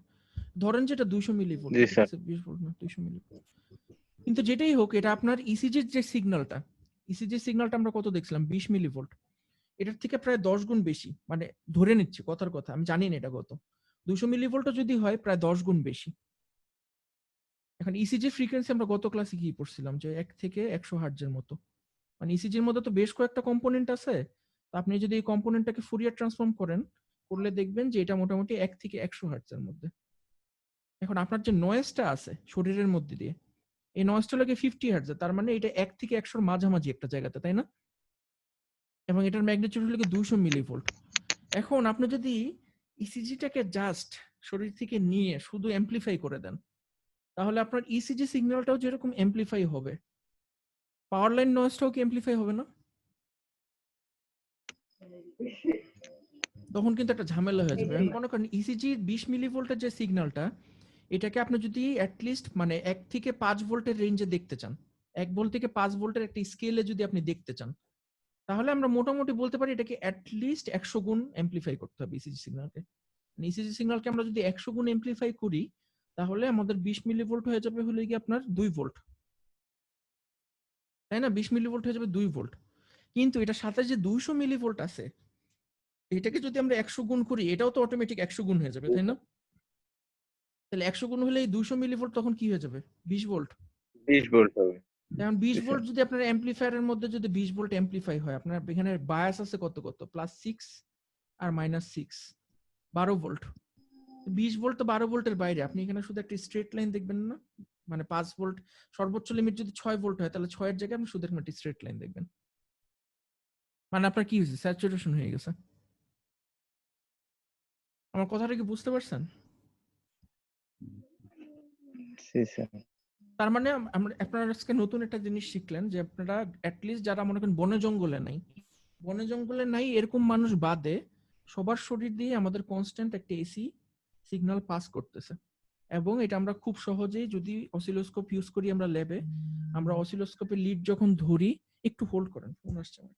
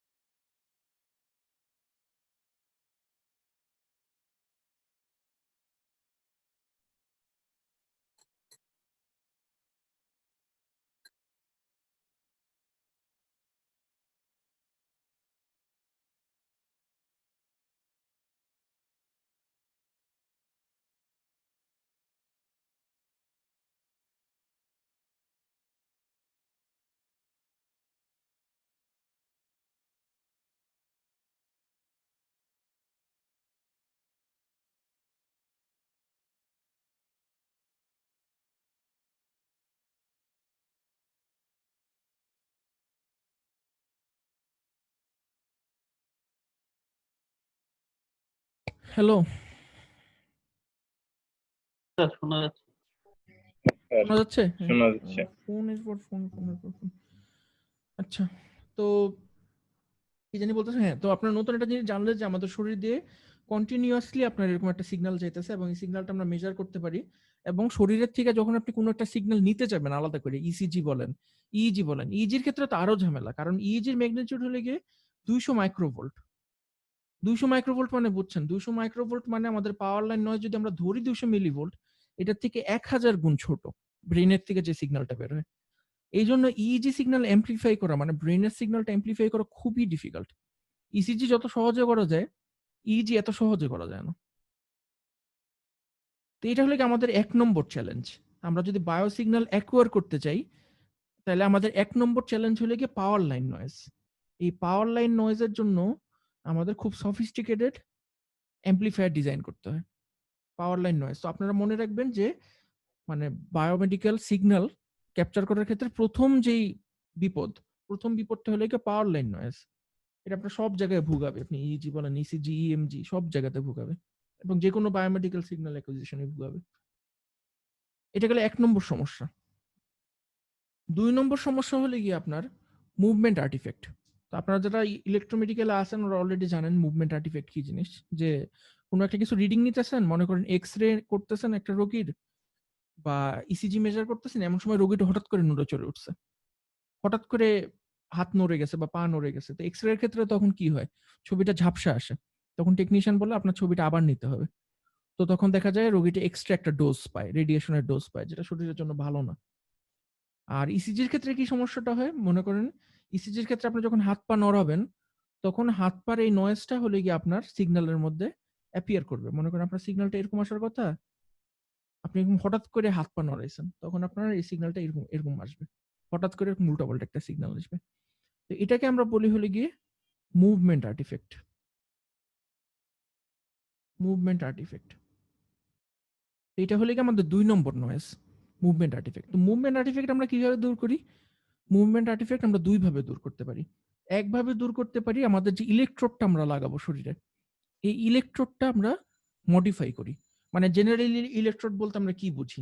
জেনারেলি ইলেকট্রোড বলতে আমরা বুঝি যে এরকম একটা মেটালের থাকবে, প্লেট থাকবে, মেটালের একটা প্লেটের মধ্যে আমরা একটা জায়গায় কপারের একটা ওয়্যার সোল্ডার করে লাগাই দিব, আর এরকম একটা মেশিনের মধ্যে তারপর আমরা ওই ইলেকট্রোডটাকে লাগাই দিব। জেনারেলি ইলেকট্রোড বলতে আমরা এই জিনিসটাই বুঝি, একটা মেটালের প্লেট একটা তারের সঙ্গে লাগানো। কিন্তু আপনারা যদি মেডিকেলে যান, ডায়াগনস্টিক সেন্টারে যান, ডায়াগনস্টিক সেন্টারে ইলেকট্রোড দেখছেন আপনার শরীরের মধ্যে যেগুলি বসে, ওগুলো দেখতে কিরকম হয়? কখনো করছেন কেউ ইসিজি বা ইএমজি বা অন্য কোনো কারণে শরীরে ইলেকট্রোড বসাইছেন কখনো? বসান নেই। মেডিকেলে যদি যান তাহলে দেখবেন ওদের ইলেকট্রোড গুলো এরকম একটা গোল স্পঞ্জের মতো একটা স্টিকারের মতো জিনিস থাকে, হ্যাঁ আঠা স্যার, সহ। বসাইনি কিন্তু মুভিতে অনেক দেখছি আর কি স্যার। দেখছেন আর কি, হ্যাঁ, এরকম এরকম গোল থাকে সাদা তাই না? সাদা সাদা। আর এটার মাঝখানে হ্যাঁ হ্যাঁ, সাদা সাদা, হ্যাঁ ঠিক বলছেন, এটার মাঝখানে পিন ছোট পিন একটা থাকে। জায়গায় জেলির মতো থাকে, একদম ঘন একটা জেলির মতো জিনিস থাকে, ট্রান্সপারেন্ট পানি কালারের ঘন একটা জেলির মতো থাকে। এবং এখানে ছোট্ট একটা বাটনের মতো সিলভার কালারের ইলেকট্রোড থাকে। আর অপর সাইডে একটা, আপনারা দেখছেন না পুশ বোতাম, দেখছেন না জামার মধ্যে যে পুশ বোতাম থাকে, অপর সাইডে এই পুশ বোতামের মতো খাড়া একটা জিনিস থাকে, ওই বোতামের মধ্যে দিয়ে ইলেকট্রোডটা এরকম করে তারের মাধ্যমে মেশিনে যায়। আপনারা মুভিতে বা অন্য কোথাও দেখতে পারেন। তো এই পার্টটা থাকে হলে কি অ্যাডহেসিভ, হোয়াইট কালারের অ্যাডহেসিভ থাকে এখানে। এখানে থাকে হলে কি একটা জেল থাকে, এখানে কন্ডাকটিভ জেল থাকে, কন্ডাকটিভ হইতে হবে জেলটাকে। আর এইখানে থাকে হলে কি ইলেকট্রোড, মেটালের ইলেকট্রোড। স্বাভাবিকভাবে কোশ্চেন আসতে পারে যে মেটাল লাগাইলেই তো হইতো, শরীরের মধ্যে সিগন্যাল সুন্দর চলে আসতো, এই ঝামেলাটার দরকার কি? এই ঝামেলাটার অনেকগুলো দরকার আছে। তো মুভমেন্ট আর্টিফ্যাক্টের ক্ষেত্রে দরকার যেটা, সেটা হলে গিয়ে মনে করেন আপনি এরকম একটা প্লেট শরীরের মধ্যে লাগাইলেন, রোগীর শরীরের মধ্যে লাগাইলেন। তো রোগীর হাত পা যখন নড়বে তখন কি হবে, এই প্লেটটাও নড়াচড়া করবে এবং রোগীর হাতের সঙ্গে ঠিক একভাবে নড়াচড়া করবে না, তাই না? মানে আপনার হাতটা একদিকে নড়লো, এই প্লেটটা তো আপনার ঠিক হাতের সাথে সাথে নড়বে না, দেখা যাবে যে হাতের মধ্যে একটা আকপিস করবে, তখন আপনার এরকম একটা আর্টিফ্যাক্ট জেনারেটেড হবে। এইখানে এই জিনিসটাকে বলা হয় হলো ফ্লোটিং ইলেকট্রোড। ঠিক আছে, এই ইলেকট্রোডের ডিজাইনটার নাম হলো গিয়ে ফ্লোটিং ইলেকট্রোড। ফ্লোটিং ইলেকট্রোডের সুবিধাটা কি? অনেকগুলো সুবিধা আছে। মুভমেন্ট আর্টিফ্যাক্টের ক্ষেত্রে সুবিধাটা হলো গিয়ে আপনি যদি চিন্তা করেন আপনার কাছে যদি এরকম একটা ট্যাঙ্কের মতো থাকে, আপনার কাছে মনে করেন এরকম একটা ট্যাঙ্কের মতো আছে, ঠিক আছে? এই ট্যাঙ্ক পুরাটা হলে কি জেল দিয়ে ভর্তি, মানে জেলি দিয়ে ভর্তি, আর এই সাইডে হলে গিয়ে আপনার ইলেকট্রোডটা লাগানো। বুঝতে পারছেন? এখানে লাগে তার দিয়ে এখানে ইলেকট্রোডটা লাগানো, এটা লাগে জেলি। এই যে এই জেলটা, এই জেলিটা হলে গিয়ে এখানে আপনার হাত পা যখন নড়বে তখন জেলির যে এই যে নিচের পার্টটা আছে এটা কিন্তু হাতের সঙ্গে আপনার জেল জাতীয় জিনিস যদি আপনি হাতের মধ্যে লাগান এটা কিন্তু হাতের মধ্যে একদম আঠার মতো লেগে থাকে। যে কোনো জেলি, আপনার খাবারের জেলি হোক বা অন্য যে কোনো জেলি হোক, হাতের মধ্যে যদি পড়ে থকথকে টাইপের কোনো একটা জিনিস যদি পড়ে, এটা কিন্তু সহজে হাত থেকে নড়াচড়া করে না। সো আপনার হাতটা মনে করেন মুভমেন্ট করলো, এইদিকে আপনার হাতটা মুভমেন্ট করলো, তো এই সাথের যে জেলিটা আছে এই জেলিটাও কিন্তু হাতের সাথে একদিকে মুভ করবে। মানে জেলির যে নিচের পার্টটা আছে নিচের পার্টটা মুভ করবে কিন্তু উপরের পার্টটা স্থির থাকবে। তো ইলেকট্রোডটা কি মেজার করবে? ইলেকট্রোডটা দেখবে যে আমি কন্টিনিউয়াস এখান থেকে সিগন্যালটা পাইতেছি, আমার সিগন্যালটা কখনো ডিসকানেক্টেড হয়নি। আমার কথাটা কি বুঝতে পারছেন? এই জন্য জি ইলেকট্রোডটাকে স্যার। বলা হয় যে এটা ফ্লোটিং ইলেকট্রোড। এটা কোথায় ফ্লোট করতেছে? জেলির মধ্যে ফ্লোট করতেছে, জেলির মধ্যে ভাসতেছে। এই ডিজাইনটাকে বলা হয় হলো কি ফ্লোটিং ইলেকট্রোড ডিজাইন।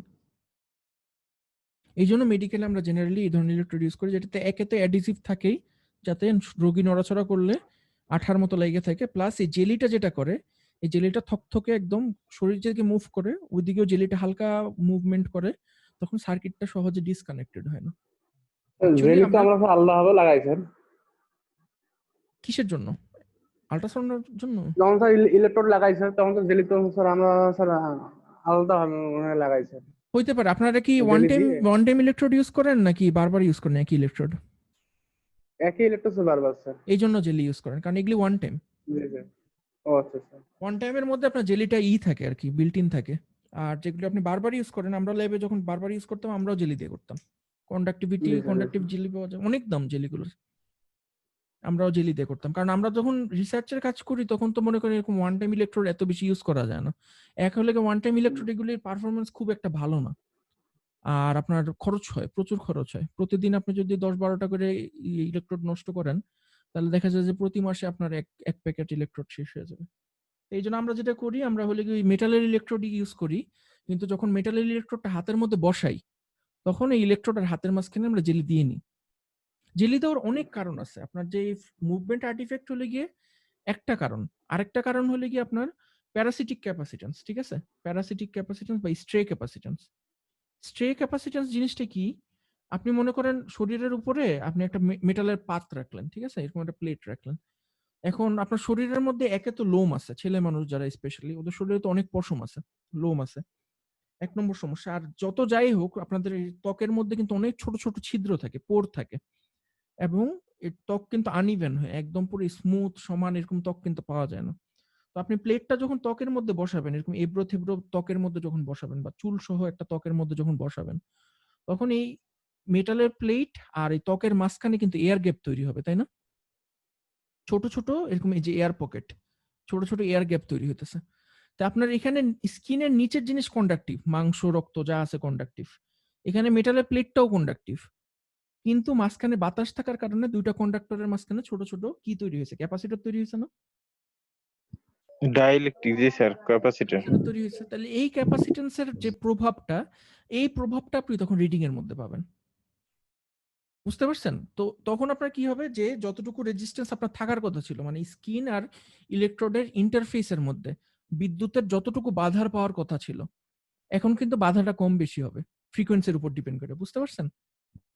তো তখন আমাদের যে রিডিংটা পাওয়ার জি কথা স্যার। ছিল আমরা ওই রিডিংটা পাবো না। এখন আপনি মনে করেন এই মাঝখানে আপনি জেল ভরে দিলেন, এমন একটা জেল দিলেন যে জেলটার কন্ডাক্টিভিটি আপনার স্কিনের কন্ডাক্টিভিটির কাছাকাছি, এমন একটা জেল আপনি ইউজ করলেন।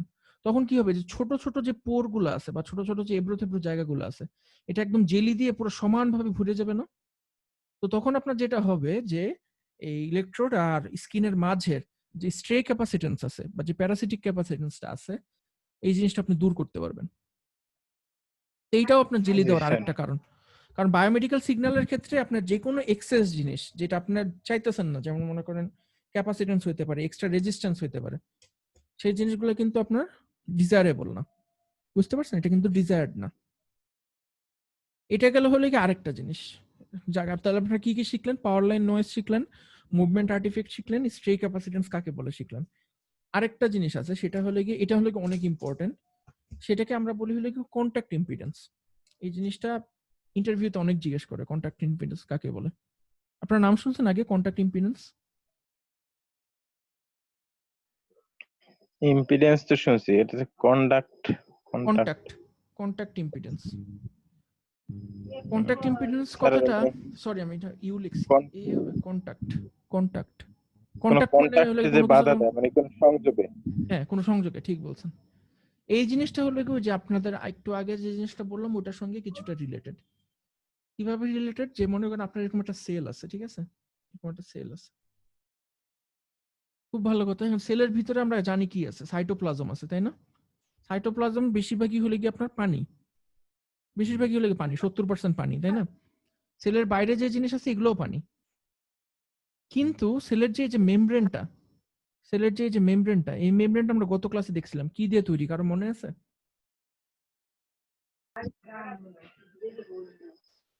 কি দিয়ে তৈরি?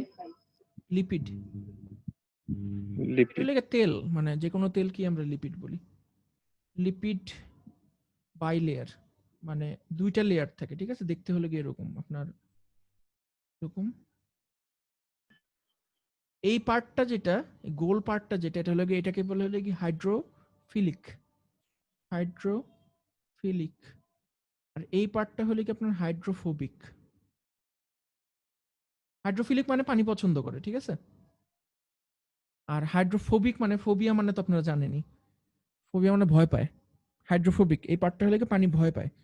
এই জন্য এই পার্টটা থাকে হলে কি সাইটোপ্লাজমের কাছে, মানে পানির কাছে, আর এই পার্টটাও থাকে সেলের বাইরে পানির কাছে। আর এই দুইটা ভিতরের দিকে লুকায় থাকে, কারণ ওরা পানি পছন্দ করে না, এই জন্য ওরা একে অপরের দিকে মুখ করে থাকে এরকম। তো এই দুইটা লেয়ার, লিপিডের দুইটা লেয়ার নিয়ে আপনার হলো কি পুরো সেল মেমব্রেন তৈরি। এখন আপনারা জানেন যে তেল কি ধরনের পদার্থ বলেন তো? তেল একটা ডাইইলেকট্রিক ম্যাটেরিয়াল না? ট্রান্সফরমারের ভিতরে ইউজ করা হয় তেল ডাইইলেকট্রিক ম্যাটেরিয়াল হিসেবে, মিনারেল অয়েল। তো এই তেলটার এক পাশে আছে হলে কি আপনার পানি, আরেক পাশে আসে হলে কি পানি, কিন্তু মাঝখানে হলে কি একটা ডাইইলেকট্রিক ম্যাটেরিয়াল। তো বেসিক্যালি এই জিনিসটি কি? একটা ক্যাপাসিটর না? যদি আপনি একটা এসি কারেন্টটা এখানে আসলো, ঠিক আছে, সুন্দর আসলো, এসি কারেন্টটা আইসে এখানে কি দেখবে, যে আমার এখানে একটা ক্যাপাসিটেন্স আছে। তো ফ্রিকোয়েন্সির উপর ডিপেন্ড করে কিছু কিছু সিগন্যাল আপনার সেলের ভিতরে ঢুকতে পারবে, ঠিক আছে। কিন্তু মনে করেন আপনারা ডিসি সিগন্যাল দিলেন, ডিসি সিগন্যাল এখানে এসে কি দেখবে? ওপেন সার্কিট, ডিসি সিগন্যাল জি পাস স্যার। করতে পারবে না, হ্যাঁ। বুঝতে পারছেন? তো এই জন্য দেখেন এখান থেকে, মানে আমি অন্য বিষয় নিয়ে একটু বলি, যে এখান থেকেই কিন্তু মানে সমস্যাটা কোথায় দাঁড়াইতেছে দেখবেন, যে আপনারা যখন গাড়ির ব্যাটারি মনে করেন, বিশাল বড় ব্যাটারি, বা মনে করেন ওই সানকা যে লেড অ্যাসিড ব্যাটারি গুলো আছে, এগুলি যদি চিন্তা করেন, এগুলাতে আপনি যদি শক খান, পজিটিভ নেগেটিভ যদি ধরেন, কখনো শক খাইছেন ডিসি থেকে? না স্যার, ডিসি থেকে। আচ্ছা আমি খাইছি বেশ কয়েকবার, আমি বলতে পারি কেমন লাগে। মানে এটা থেকে জাস্ট জ্বলে যায়, মানে ওই জায়গাটা জাস্ট ফোসকা ফোসকা পড়ে যায়, কারণ ছোট একটা জায়গার মধ্যে প্রচন্ড একটা ভোল্টেজ, ওখানে অনেক গরম লাগে, অনেক গরম লাগার কারণে, হিটের কারণে আপনার ফোসকা পড়ে যায় আর কি, বুঝতে পারছেন? কিন্তু শরীরের ভিতরে কিন্তু তেমন কোনো ক্ষতি হয় না, মানে ক্ষতিটা হয় হলো কি ক্ষতিটা লোকালি হয়, মানে আপনি যেই সারফেসে আপনি টাচ করবেন, মনে করেন হাত দিয়ে টাচ করছেন, হাতের ক্ষতি হবে ওই জায়গাটাতে, পা দিয়ে টাচ করছেন, পায়ের ক্ষতি কারেন্ট হবে। বেশি হয় এই জন্য স্যার আগুন, মানে হ্যাঁ, কারণ আপনি যে আই স্কোয়ার আর কারেন্ট, কারেন্ট ভোল্টেজ অনুযায়ী বেশি যায় হয়তো, তারপরে ফোসকা পড়ে যায়, মানে লোকালি ফোসকা পড়ে যায় আর কি। কিন্তু এসি কারেন্টে আপনি যদি শক খান, মনে করেন বাসার সকেট থেকে যেটা আসতেছে, বা ট্রান্সফরমার লাইনে যারা কাজ করে, সার্ভিসম্যান যারা থাকে আর কি, এরা কিন্তু অনেক সময় দেখবেন শক খেয়ে মারা যায়। জি স্যার, হৃৎপিণ্ডের ক্রিয়া কিন্তু করে দেয়। 220 ভোল্ট যদি আপনি ডিসি দেন, ডিসিতে কিন্তু কেউ মারা যাবে না। এখান থেকে অনুমান করতে পারতেছেন কারণটা কি?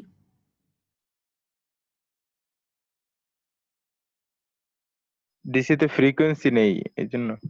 ডিসি ফ্রিকোয়েন্সি 0, তো ডিসি ফ্রিকোয়েন্সি যদি হ্যাঁ, 0 নেই। হয়, তাহলে এটা ক্যাপাসিটর কি দেখে? ওপেন সার্কিট, কারণ ক্যাপাসিটরের রেজিস্ট্যান্সের সূত্র কি? ক্যাপাসিটরের রেজিস্ট্যান্সের সূত্র হলো কি 1/R 2 পাই এফসি। তাহলে এটা এখানে 2 পাই এফটা এফসি। যদি 0 হয় তাহলে এটা কত ইম্পিডেন্স থাকবে? ইনফিনিটি। মানে এটার ভিতর দিয়ে কারেন্ট পাস করতে পারবে না। তো ডিসি কারেন্ট আপনার ত্বক পর্যন্ত, স্কিন পর্যন্ত যেই থেমে যায়। আপনি মনে করেন এটা আপনার হাত, ডিসি কারেন্ট এখানে আসলো, ও কি করলো, যে পজিটিভ, মনে করেন এখানে আপনি পজিটিভটা লাগাইছেন, ঠিক আছে, ব্যাটারির, আর এখানে নেগেটিভটা লাগাইছেন, এটা নেগেটিভ, এটা পজিটিভ। তাহলে কারেন্টটা কি করবে, ছোট্ট একটা জায়গায় ঘুরে এখান থেকে এখানে চলে আসবে, ভিতরে যেতে পারবে না, শরীরের ভিতরে যেতে পারবে না, শরীরের ভিতর থেকে ঘুরে আসতে পারবে না, কারণ ও দেখবে যে এখানে সব ওপেন সার্কিট।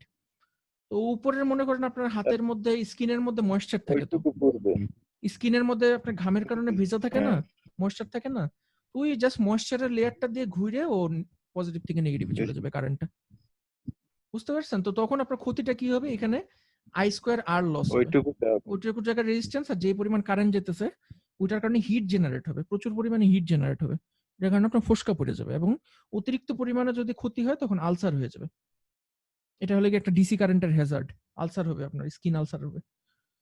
কিন্তু এসি কারেন্ট যদি হয়, মনে করেন আপনি এরকম একটা মানুষ দাঁড়ায় আছেন, এসি লাইন ধরে ফেলাইছেন আপনি, কোনোভাবে আপনার যে পাওয়ার লাইন যেটা আছে, কোনোভাবে একটা জায়গায় ফল্ট হয়ে আপনার জায়গায় এসি চলে আসছে, তখন কি হবে, এসি কারেন্ট আপনার হাত দিয়ে ঢুকলো, ঠিক আছে, ও ঢুকে দেখবে, কারণ আপনার যে সিস্টেমের যে নিউট্রাল, মনে করেন আপনার যে এখানে যে আছে, টাওয়ার আছে, এই টাওয়ারের যে নিউট্রালটা, এই নিউট্রালটা কিন্তু মাটির সঙ্গে লাগানো, তাই না? আবার আপনার পাও কিন্তু মাটির সঙ্গে লাগানো। তখন কি করবে, এই কারেন্ট এখানে আসবে, আইসা দেখবে আমি তো এসি কারেন্ট, আমি যেখানে মন চায় সেখানে যেতে পারি, ও সুন্দর cell to cell to cell to cell to cell পার হয়ে আপনার হার্টের মধ্যে ঢুকবে, আপনার হার্টের মধ্যে ঢুইকে ও সুন্দর মাটি পর্যন্ত চলে যেতে পারবে। এখন আপনারা তো গত ক্লাস করছেন, গত ক্লাস করার পর এখন বললেন তো হার্টের মধ্যে কারেন্টে গেলে সমস্যা কি হবে?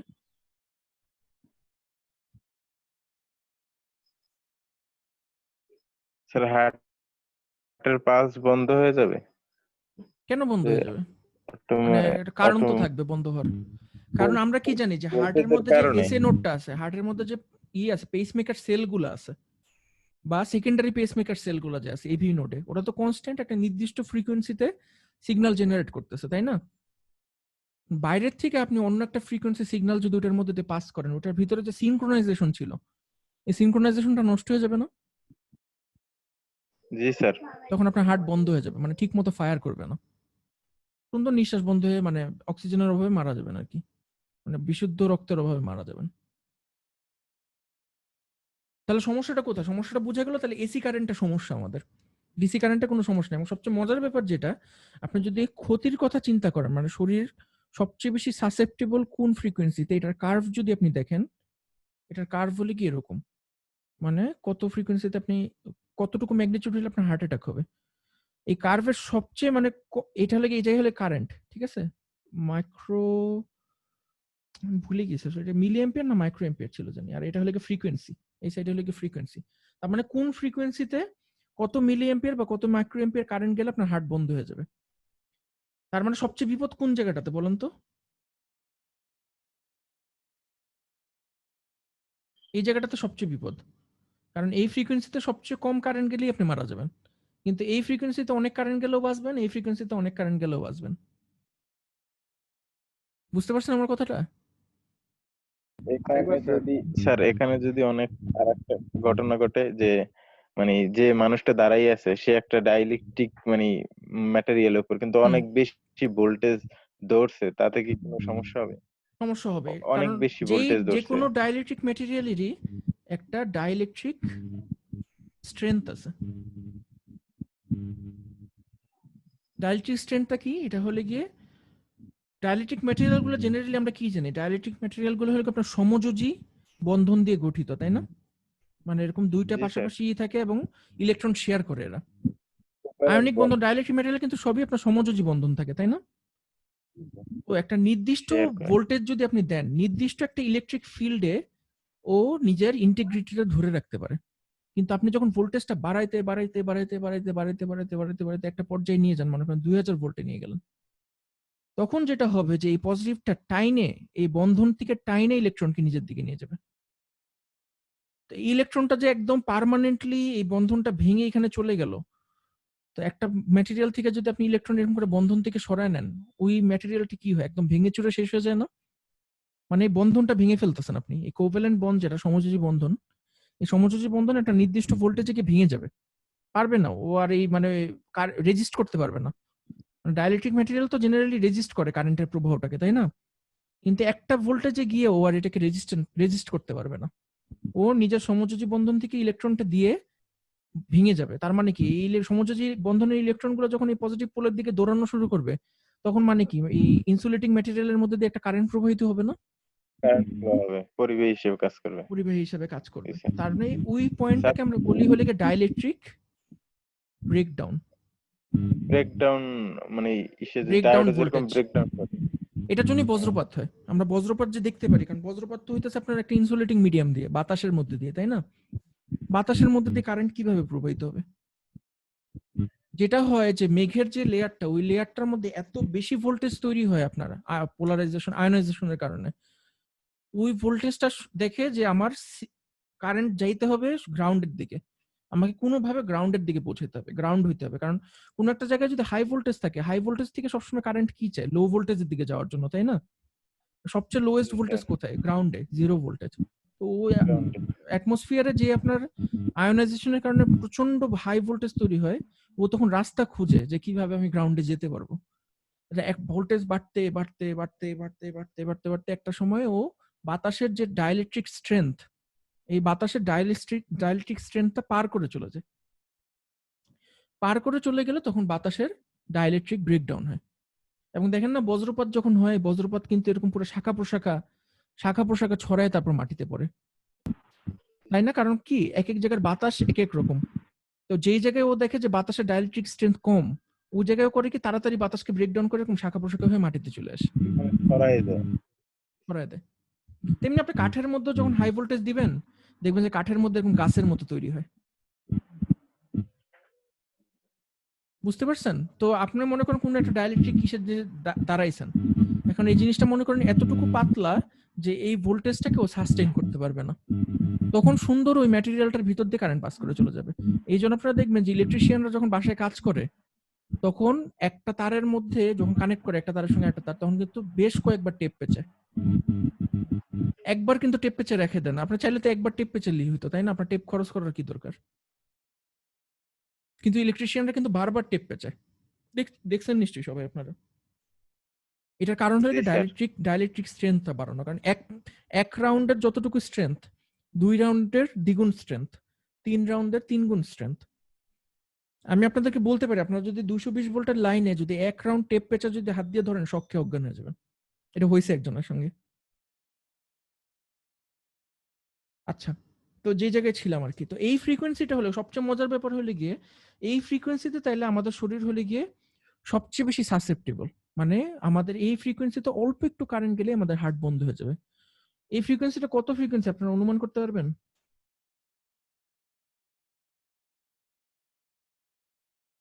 50 হার্টজ।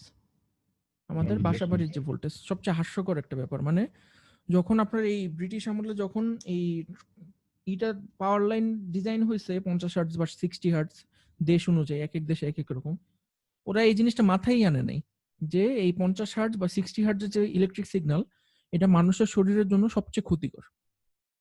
অল্প একটু কারেন্ট, আমার যতদূর মনে পড়ে এটা হলো কি আপনার 75 আইদার মিলি অ্যাম্পিয়ার বা মাইক্রো অ্যাম্পিয়ার। এই পরিমাণ কারেন্ট আপনি যদি হার্টের মধ্যে দিয়ে পাস করে, আপনি মারা যাবেন। তো ওই 50 হার্টজ হলে গিয়ে সবচেয়ে ক্ষতিকর। মানে এটাতে অল্প একটু কারেন্ট পাস করলে আপনার মারা যাওয়ার চান্স থাকবে। এবং যত হাই ভোল্টেজে হাই ফ্রিকোয়েন্সির দিকে যাবেন তত রিস্ক কমবে, যত লো ফ্রিকোয়েন্সির দিকে যাবেন, যত ডিসি লো ফ্রিকোয়েন্সি মানে যত ডিসির দিকে যাবেন, তত আপনার রিস্ক কমবে। স্যার বেশি ফ্রিকোয়েন্সিতে কোনো এক্সট্রা সুবিধা আছে? যেমন আমেরিকা মেবি ওখানে 60 হার্টজ থাকে, আর মানে বাংলাদেশ তো 50 এক হার্টজ। মানে 10 হার্টজের ডিফারেন্স আপনার কোনো সুবিধা অসুবিধা নেই। এটা হলে গিয়ে যখন যারা করছে ওদের মাথায় ইচ্ছা হয়েছে করার জন্য, এই জন্য করছে। কিন্তু 10 হার্টজে আপনার কোনো স্পেশাল সুবিধা অসুবিধা নেই। 10 হার্টজে কিছু যায় আসে না। ওরা চাইলেই পারতো 50 হার্টজ করতে, ইচ্ছে করে করেনি। আচ্ছা, তো যেটা পড়তেছিলাম আমরা হলো কন্ট্যাক্ট ইম্পিডেন্স। তো আপনারা বুঝতে পারলেন যে আমরা সেলের ভিতর দিয়ে তাহলে কিভাবে কারেন্টটাকে কন্ডাক্ট করতে পারি। তো সেলের ভিতরে আপনার যখন কারেন্ট কন্ডাক্ট করবে, কারেন্টটা সবচেয়ে সহজে যেতে পারে এসি কারেন্ট, এবং সবচেয়ে কঠিন ভাবে যেতে পারবে ডিসি কারেন্ট। এখন মনে করেন আপনি একটা ইলেকট্রোড বসাইলেন, ঠিক আছে, কোনো একটা ইলেকট্রোড বসাইলেন, তো ইলেকট্রোডের মনে করেন ইন্টারনাল একটা রেজিস্ট্যান্স আছে, যে কোনো ইলেকট্রোডের একটা ইন্টারনাল রেজিস্ট্যান্স থাকবে, খুব ভালো কথা। এখন আপনি স্কিন টাচ করলেন, স্কিন যে টাচ করলেন, স্কিনের মধ্যে কি আছে? এটা হলো কি আপনার শরীরের নিচে, মানে চামড়ার নিচে স্কিনের মধ্যে আপনার কিছু রেজিস্টিভ পার্ট আছে, এবং ওই যে সেল মেমব্রেন বললাম যেটার কারণে আপনার কিছু ক্যাপাসিটেন্স আছে, তাই না? এবং এটা কন্টিনিউয়াসলি চলতেই থাকবে, সেল টু সেল, সেল আবার ফ্লুইড, সেল আবার সেলের বাইরে ফ্লুইড, তারপরে আবার সেল, তারপরে আবার ফ্লুইড, আবার সেল, আবার ফ্লুইড, এরকম করে মানে যতক্ষণ পর্যন্ত আপনি হার্ট পর্যন্ত না পৌঁছাবেন ইসিজি মাপার ক্ষেত্রে, ততক্ষণ পর্যন্ত এই সার্কিটটা চলতেই থাকবে, তাই না? Cell to cell to cell to cell. এখন সমস্যা যেটা, সেটা হলো গিয়ে আপনি যদি সেলটাকে ঠিক মতো প্রিপেয়ার না করেন, সেলটাকে যদি মাপার আগে সেলটাকে যদি ঠিক মতো প্রিপেয়ার না করেন, আপনার এই কন্টাক্ট ইম্পিডেন্স হাই আসার চান্স আছে। বুঝতে পারছেন আপনার কন্টাক্ট ইম্পিডেন্স? এখানে যে একটা সার্কিটের মতো আঁকাইছেন, মানে ওইটা কি একটা সেলের জন্য, মানে একটা সেলের জন্য, মানে মানব এটা মনে করেন সি সেল মানে ক্যাপাসিট্যান্স সেলের, আর আর হলে গিয়ে সেল, আর এটা হলে কি আপনার মনে করেন ইসের ইলেকট্রোডের যে ইন্টারনাল রেজিস্ট্যান্স। রেজিস্ট্যান্স। তো এরকম মনে করেন আপনাকে অনেকগুলো ক্যাপাসিটর আর রেজিস্ট্যান্স পার হয়ে তারপরে যাইতে হবে, মানে এরকম একটা প্যারালাল সার্কিট আর কি। তো যেখানে আপনার সেলের ক্যাপাসিটেন্সটাও আপনার ইফেক্ট করবে, আবার রেজিস্ট্যান্সটাও ইফেক্ট করবে। বুঝতে পারছেন আমার কথাটা? তো এখন মনে করেন আপনি, আমরা যখন ইসিজি মাপি, এটাতে আমরা একটু পরে আসবো, ইসিজি যখন মাপি, যখন আমরা লিড ওয়ান মাপি, লিড ওয়ান আমরা কিভাবে মাপি? লিড ওয়ান মাপি হলে আমরা ডান হাতে একটা ইলেকট্রোড বসাই, বাম হাতে একটা ইলেকট্রোড বসাই, তাই না? ডান হাতে একটা ইলেকট্রোড বসাই, বাম হাতে একটা ইলেকট্রোড বসাই, আর আপনার গ্রাউন্ডে থাকে হলে গিয়ে লেফট লেগে। আমরা আসলে কি করি? আমরা এখানে হলে একটা অ্যাম্পলিফায়ার ইউজ করি, একটা অ্যাম্পলিফায়ার ইউজ করি, অ্যাম্পলিফায়ারটা দিয়ে আমরা বিভিন্ন অ্যাম্পলিফিকেশন করে এটার রেজাল্টটা পাই, ঠিক আছে?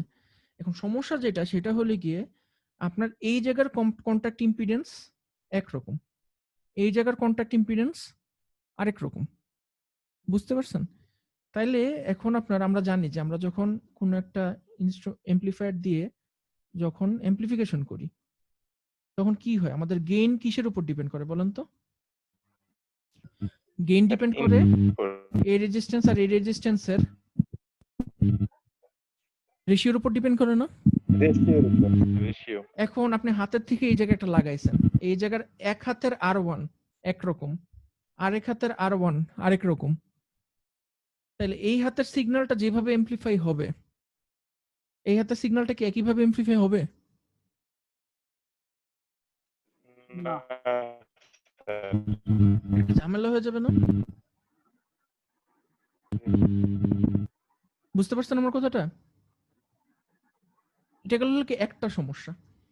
আরেকটা সমস্যা হলে গিয়ে, মনে করেন আপনার হাতের মধ্যে প্রচুর পরিমাণে ময়লা আছে, আপনার হাতের মধ্যে অনেক ডেড সেল আছে, মৃত কোষ আছে, অনেক ডেড সেল আছে, পশম আছে, তারপরে মনে করেন বাইরের ধুলা বালি ময়লা তো আছেই, ঠিক আছে? এখন এখানে মনে করেন আপনার অনেক কিছু এক্সট্রা আপনি এরকম অ্যাড হইলো আমাদের মধ্যে, অয়েল, শরীরের অয়েল, তারপর আপনার ঘাম, ঘাম তো তেমন একটা সমস্যা না, অয়েল, ময়লা, ডেড সেল, এগুলো অনেক আছে। তো এখানে আপনার কি হবে? এগুলি আপনার এখানে আবার রেজিস্ট্যান্স আর ক্যাপাসিটেন্স হিসেবে অ্যাড হবে না এই সার্কিটের সঙ্গে? তখন কি হবে? আপনার কন্টাক্ট ইম্পিডেন্স বেড়ে যাবে, কন্টাক্ট ইম্পিডেন্স বেড়ে যাবে। তো এই জন্য কি করতে হবে? আবার কন্টাক্ট ইম্পিডেন্স যদি বেড়ে যায়, তখন সমস্যা কি হবে? কন্টাক্ট ইম্পিডেন্স যদি বেড়ে যায়, তখন যেটা হবে যে আপনারা যে 50 হার্টজের যে নয়েজটা আসতেছে না এই পাওয়ার লাইন থেকে, যে 50 হার্টজের নয়েজটা আসতেছে না, এটা আসলে কি আসতেছে? আপনার শরীরের মধ্যে দিয়ে একটা কারেন্ট পাস করতেছে, আপনার শরীরের মধ্যে দিয়ে পাওয়ার লাইন থেকে মাটি পর্যন্ত একটা কারেন্ট পাস করতেছে।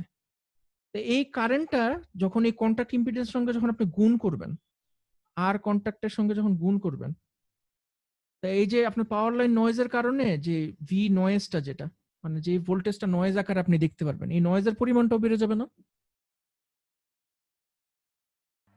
জি স্যার। কারণ আপনি কি করতেছেন? আপনি শরীর থেকে যে ইসিজিটা মাপতেছেন, ইসিজিটা আমরা গত ক্লাসে ডিসকাস করছি, ইসিজিটা কি? একটা ভোল্টেজ, তাই না? একটা ভোল্টেজ। এখন আপনি যে পাওয়ার লাইন নয়েজটা, এই নয়েজটাও কিন্তু আপনার শরীর দিয়ে যখন আলটিমেটলি কোনো একটা ডিভাইস দিয়ে আপনি যখন দেখবেন, তখন কিন্তু আপনি কি দেখবেন, এই যে পাওয়ার লাইন নয়েজের জন্য যে আপনার কারেন্টটা পাস করতেছে শরীর দিয়ে, প্লাস যেই পয়েন্টে আপনি ইলেকট্রোডটা বসাইছেন ওই পয়েন্টটার রেজিস্ট্যান্স কত, ওইটার সঙ্গে আপনি যদি গুণ করেন তাইলেই কিন্তু আপনি নয়েজের ভোল্টেজটা পাবেন। বুঝতে পারছেন আমার কথাটা? তাইলে এই ভোল্টেজটা তখন বেড়ে যাবে না যদি এখানে আপনার শরীরের মধ্যে যদি আবি-জাবি ময়লা ডেড সেল এগুলি থাকে। তখন আপনার এই কন্টাক্ট ইম্পিডেন্স যদি বেশি থাকে তাহলে আমাদের এই ধরনের বিভিন্ন নয়েজের প্রবলেম হয়, কন্টাক্ট ইম্পিডেন্স যদি বেশি থাকে। এখন তাহলে এটা আমাদেরকে কমানোর ব্যবস্থা করতে হবে। এক হলে কি যে মিসম্যাচ, ওয়াশ করাই নিলে হয় না? হ্যাঁ এটাই বলতেছিলাম। এই যে একটা সমস্যা হলে কি যে মিসম্যাচ, মানে দুইটা হাত থেকে আপনি সিগন্যাল নিলেন, আমরা চাইতেছি যাতে দুইটার ইম্পিডেন্স একই রকমই থাকে। বুঝতে পারছেন? একটা আর একটা হলে কি আপনার যাতে অতিরিক্ত ইম্পিডেন্স না থাকে। অতিরিক্ত ইম্পিডেন্স থাকলে আপনার পাওয়ার লাইন নয়েজটা অ্যাপিয়ার করে। এটার জন্য আপনি যেটা বললেন এটা ঠিক আছে, যে ফার্স্টে আমরা ওয়াশ করি। আমরা কিভাবে ওয়াশ করি? প্রথমে আমরা স্পিরিট বা হেক্সাসল এই টাইপের কোনো ডিগ্রিজিং ম্যাটেরিয়াল দিয়ে আমরা যে এক্সট্রা তেলটা থাকে ওই তেলটাকে উঠাই এবং বারবার ঘষি। বারবার ঘষলে কি হয়? মেকানিক্যাল অ্যাব্রেশন হয়। মেকানিক্যাল অ্যাব্রেশন হলে আপনার যে ডেড সেলগুলো আছে এই ডেড সেলগুলো উঠে যায়। এবং ল্যাবরেটরিতে আমরা যখন কাজ করি আমরা বিভিন্ন অ্যাব্রেসিভ ম্যাটেরিয়াল আছে, যেমন শিরিষ কাগজ বা এই টাইপের ম্যাটেরিয়াল দিয়ে আমরা ঘষে ডেড সেলগুলো তুলে ফেলি একদম। এবং দেখবেন যে অনেক মানুষের যখন ইসিজি করে, স্পেশালি যারা ব্রেইনে টিউমার আছে বা ব্রেইনে ক্রিটিক্যাল ড্যামেজ হয়েছে যাদের, ওদের চুল ফালায় দেয়। চুল ফালায় দিয়ে তারপর ইলেকট্রোড বসায়, কারণ চুলের কারণে আপনার কন্টাক্ট ইম্পিডেন্স বেড়ে যাবে। এটা গেলে এক নম্বর সমস্যার সমাধান হইলো যে অতিরিক্ত কন্টাক্ট ইম্পিডেন্স থাকলে কি করবেন। এবং সবচেয়ে মজার ব্যাপার হলো কি আমরা ল্যাবে টেস্টেড রেজাল্ট পাইছি যে আপনি কন্টাক্ট ইম্পিডেন্স যদি কমান, শিরিষ কাগজে যদি ঘষেন, আপনার ইইজি বা ইসিজি সিগন্যাল ভালো আসে। স্বাভাবিক, পাওয়ার লাইন নয়েজটা কমে যাবে, সিগন্যালটা আরো ভালোভাবে ঢুকতে পারবে, বেরোতে পারবে। এখন প্রশ্ন হলো কি আপনি দুই হাতের ইম্পিডেন্স ম্যাচ করবেন কিভাবে? আপনি মেজারই করবেন কেমনে কতটুকু আছে, ম্যাচই বা করবেন কিভাবে? কারণ আপনি হাতের মধ্যে তার ওহম মিটার লাগে বুঝতে পারবেন না যে কন্টাক্টের ইম্পিডেন্স কত। ইম্পিডেন্স মাপা যতটা সহজ, কন্টাক্ট ইম্পিডেন্স মাপাটা ততটাই কঠিন। এবং কন্টাক্ট ইম্পিডেন্স মাপার কিছু এক্সপেরিমেন্ট আছে, ওটা আপনাদের যদি ল্যাব হয় পরবর্তীতে আমি শিখাবো আপনাদেরকে। মেইনলি আমরা এখানে যেটা করি, আমরা করি কি আমরা সিগন্যালটা ডাইরেক্ট হাত থেকে না নিয়ে আমরা একটা বাফারের মধ্যে দিয়ে নিই। বাফার মানে কি জানেন? বাফার বা ভোল্টেজ ফলোয়ার কাকে বলে? স্যার এখানে আপনার যে নাম শুনছি অপেমটা কিন্তু থাকে, word অপেমটার যে ফিডব্যাক লুপটা থাকে, এই ফিডব্যাক লুপে আমরা কোনো রেজিস্ট্যান্স রাখি না, ঠিক আছে? এটা জাস্ট এরকম একটা শর্ট সার্কিট, আর এখান দিয়ে সিগন্যালটা আনি, এখান দিয়ে আমরা সিগন্যালটা নিই, এখান দিয়ে আউটপুটটা নিই। বুঝতে পারছেন? এটাকে বলে বাফার সার্কিট। মানে এখানে যে ভোল্টেজ থাকবে এখানে একই ভোল্টেজই থাকবে, কিন্তু তাহলে একই ভোল্টেজ যদি থাকে তাহলে তারই নিলে পারতাম। এর বাফারটা দেওয়ার প্রয়োজনটা কি? বাফারটা দেওয়া কেন প্রয়োজন? আপনারা যদি অপেম পড়ে থাকেন, আপনারা অপেম পড়ছেন ইলেকট্রনিক্স 2? জি স্যার, পড়া হয়েছে, অঙ্ক করা অপেম্পের হয়েছে। ইন্টারনাল রেজিস্ট্যান্স কত? ইনপুট রেজিস্ট্যান্স কত sir sir? Internal input resistance কত? হাই হাই, ঠিক বলছেন। অসীম। অসীম, অসীম। ঠিক বলছেন। এবং আউটপুট রেজিস্ট্যান্স লো, Zero. নেই বললেও চলে। 0। এখন আপনি যদি তাহলে এখানে একটা বাফার যদি বসান, এই জিনিস কিন্তু আমি আপনাদেরকে আর কেউ শিখাবে না আমি বাদে, কারণ আমি এই ফিল্ডে কাজ করছি তো, এই জন্য আমার মানে মোটামুটি অভিজ্ঞতা আছে আর কি এগুলি নিয়ে কাজ করার। এই জন্য আর কি মানে এগুলো বইতে থাকে না আর কি, কিন্তু আমার কাজের জন্য আমার জানা হয়েছে। এখানে আমরা বাফারটা কেন বসাই বলেন তো? বাফারটা বসালে লাভ কি হয়? স্যার ইম্পিডেন্স সমান হয় তাহলে ইম্পিডেন্স কেমনে সমান হয় বলেন তো? ভিতরে কারণ এখানে যদি আপনার অসীম থাকে, স্যার বাফারের মধ্যে দিয়ে অসীমের মধ্যে আপনি যদি যদু মধু কদু যাই অ্যাড করেন, আর এই অসীমের মধ্যে আপনি যদি অন্য রহিম করিম যাই অ্যাড করেন, অসীমের সঙ্গে যাই অ্যাড করেন, আলটিমেটলি রেজাল্ট তো অসীমই হবে, তাই না? যাবে না বুঝতে পারছেন আমার কথাটা? স্যার দুইটা তার মানে এখানে যে রেজিস্ট্যান্স থাকবে এটার প্রভাব কখনোই আউটপুটে পড়বে না, কারণ আমরা জানি অপেম্পের আউটপুটের রেজিস্ট্যান্স 0। এই জন্য আমরা বাফার লাগাই। বাফার লাগালে কি সুবিধা হয়? আপনার দুই হাতের সিগন্যালের সমান পার্টিসিপেশন থাকে, মানে একটার গেইন আরেকটার থেকে বেড়ে যায় না। এটা খুবই ইম্পর্টেন্ট। আপনারা আমি দেখছি যে যারা নতুন নতুন ইসিজি সার্কিট তৈরি করে ওরা এই বাফার জিনিসটা ভুলে যায়। স্যার তাহলে তো আচ্ছা, তাহলে আজকে আরেকটা নয়েজ পড়বো শুধু, আরেকটা নয়েজ কি জানি পড়বো। হ্যাঁ বলেন। হ্যালো, স্যার আমাদের এই যে করতেছেন এটা, হ্যাঁ বলছি এটা যে পড়াবেন যেন আসলে এটা কি মিটির সাথে add হচ্ছে নাকি স্যার আপনার জন্য? এটা ইসের জন্য, আপনার ফাইনালের জন্য। স্যার তাহলে পরে পড়াইলে ভালো হইতো, কারণ মিটের জন্য স্যার এখন পড়াইলে তো সব মনে থাকবে না স্যার। আচ্ছা ঠিক আছে, তাইলে আপনাদের অ্যাসাইনমেন্টের ব্যাপারে তাহলে কি করব বলেন তো? আপনারা সবাই কুইজের অ্যাসাইনমেন্ট জমা দিছেন? দাঁড়ান আমি একটু দেখি, একটু সময় দেন, আমি একটু চেক করি আপনাদের মধ্যে কে কে বাদ পড়ছেন। আমি একটু দেখি কয়জন বাদ পড়ছেন। আপনারা তো ইবি তাই না? জি স্যার। আজকে নেটের যে অবস্থা, সারাটা দিন চালাইতেছে নেট। দুর্বল। পটুয়াখালীতে স্যার, বালিতুল থেকে লাইন কেটে দিছে। তা আজকে যেটা বললাম এটা কি ফাইনালের জন্য নি? হ্যাঁ ফাইনালের জন্য। আচ্ছা 10 জন দেন নাই, ঠিক আছে? তো 10 জন যারা যারা বলেন স্যার একটু। আমি স্যার বলি। আমাদের গত ক্লাস পর্যন্ত হ্যাঁ গত ক্লাস পর্যন্ত, ওই অ্যাসাইনমেন্টের যতটুকু পর্যন্ত দিছি না অতটুকু পর্যন্ত, কার্ডিয়াক ভেক্টর পর্যন্ত আর কি। ইসমাইল হোসেন দেন নাই, জান্নাতুল ফেরদৌস মায়েশা দেন নাই, মোহাম্মদ কামিনুর রহমান, নুসরাত জাহান, রহমান 8877, শান্তা ইসলাম, এই কয়জন দেন নাই। স্যার তারা কি স্যার, রেজিস্ট্রেশন কবে- করছে? স্যার আসসালামু আলাইকুম স্যার। হ্যাঁ হ্যালো বলেন। স্যার, কবেরটার কথা বলছেন স্যার? এটা হলো কি, এই যে কুইজের যে অ্যাসাইনমেন্টটা ছিল না ওটার কথা বলতেছি। স্যার যে জান্নাতুল 5টা ফেরদৌস স্যার, মায়েশা আমি স্যার, তো- এটা স্যার এটা স্যার, নাম আমি- হলো sir Jahangir Alam sir, AHMD Jahangir sir. Mohammad Jahangir. Faruk Jahangir Alam. জি স্যার ওইটা স্যার, এটা কি দিছে স্যার? এটা মিসিং লেখা স্যার, ওইটা উঠতেছে, কিন্তু এটার ভিতরে অ্যাসাইনমেন্ট আছে। জি স্যার অ্যাসাইনমেন্ট আছে স্যার। আছে এটা, কিন্তু ওই যে হ্যালো। হ্যাঁ বলেন আপনার নাম কি? স্যার আমার নাম নুসরাত জাহান।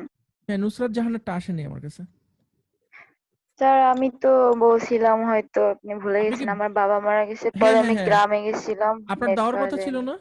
কবের মধ্যে দেওয়ার কথা ছিল? না স্যার, বলেননি আমাকে, আপনি আমাকে ফোন বলছিলেন যে করছিলেন দেখা না? যাক। আপনি আমাকে হ্যাঁ ফোন হ্যাঁ স্যার, করছিলেন না? বলছিলেন যে আপনাকে তো জি, আমি জমা জি, দিয়ে দিতে স্যার। বলছিলাম তাই না? হ্যাঁ, নাকি বলা হয়েছিল যে তুমি তার রেকর্ডিংটা আসো একটু তারপরে বন্ধ করে দেখা দেন যাবে, স্যার। এটা বলছিলেন। হ্যাঁ আপনি জমা দিয়ে দেন, তারপরে বাকিটা তো আমার হাতে। আপনি জমা না দিলে মার্কস দেবো কিভাবে আপনাকে? আপনি যখন ওকে স্যার। আপনার যখন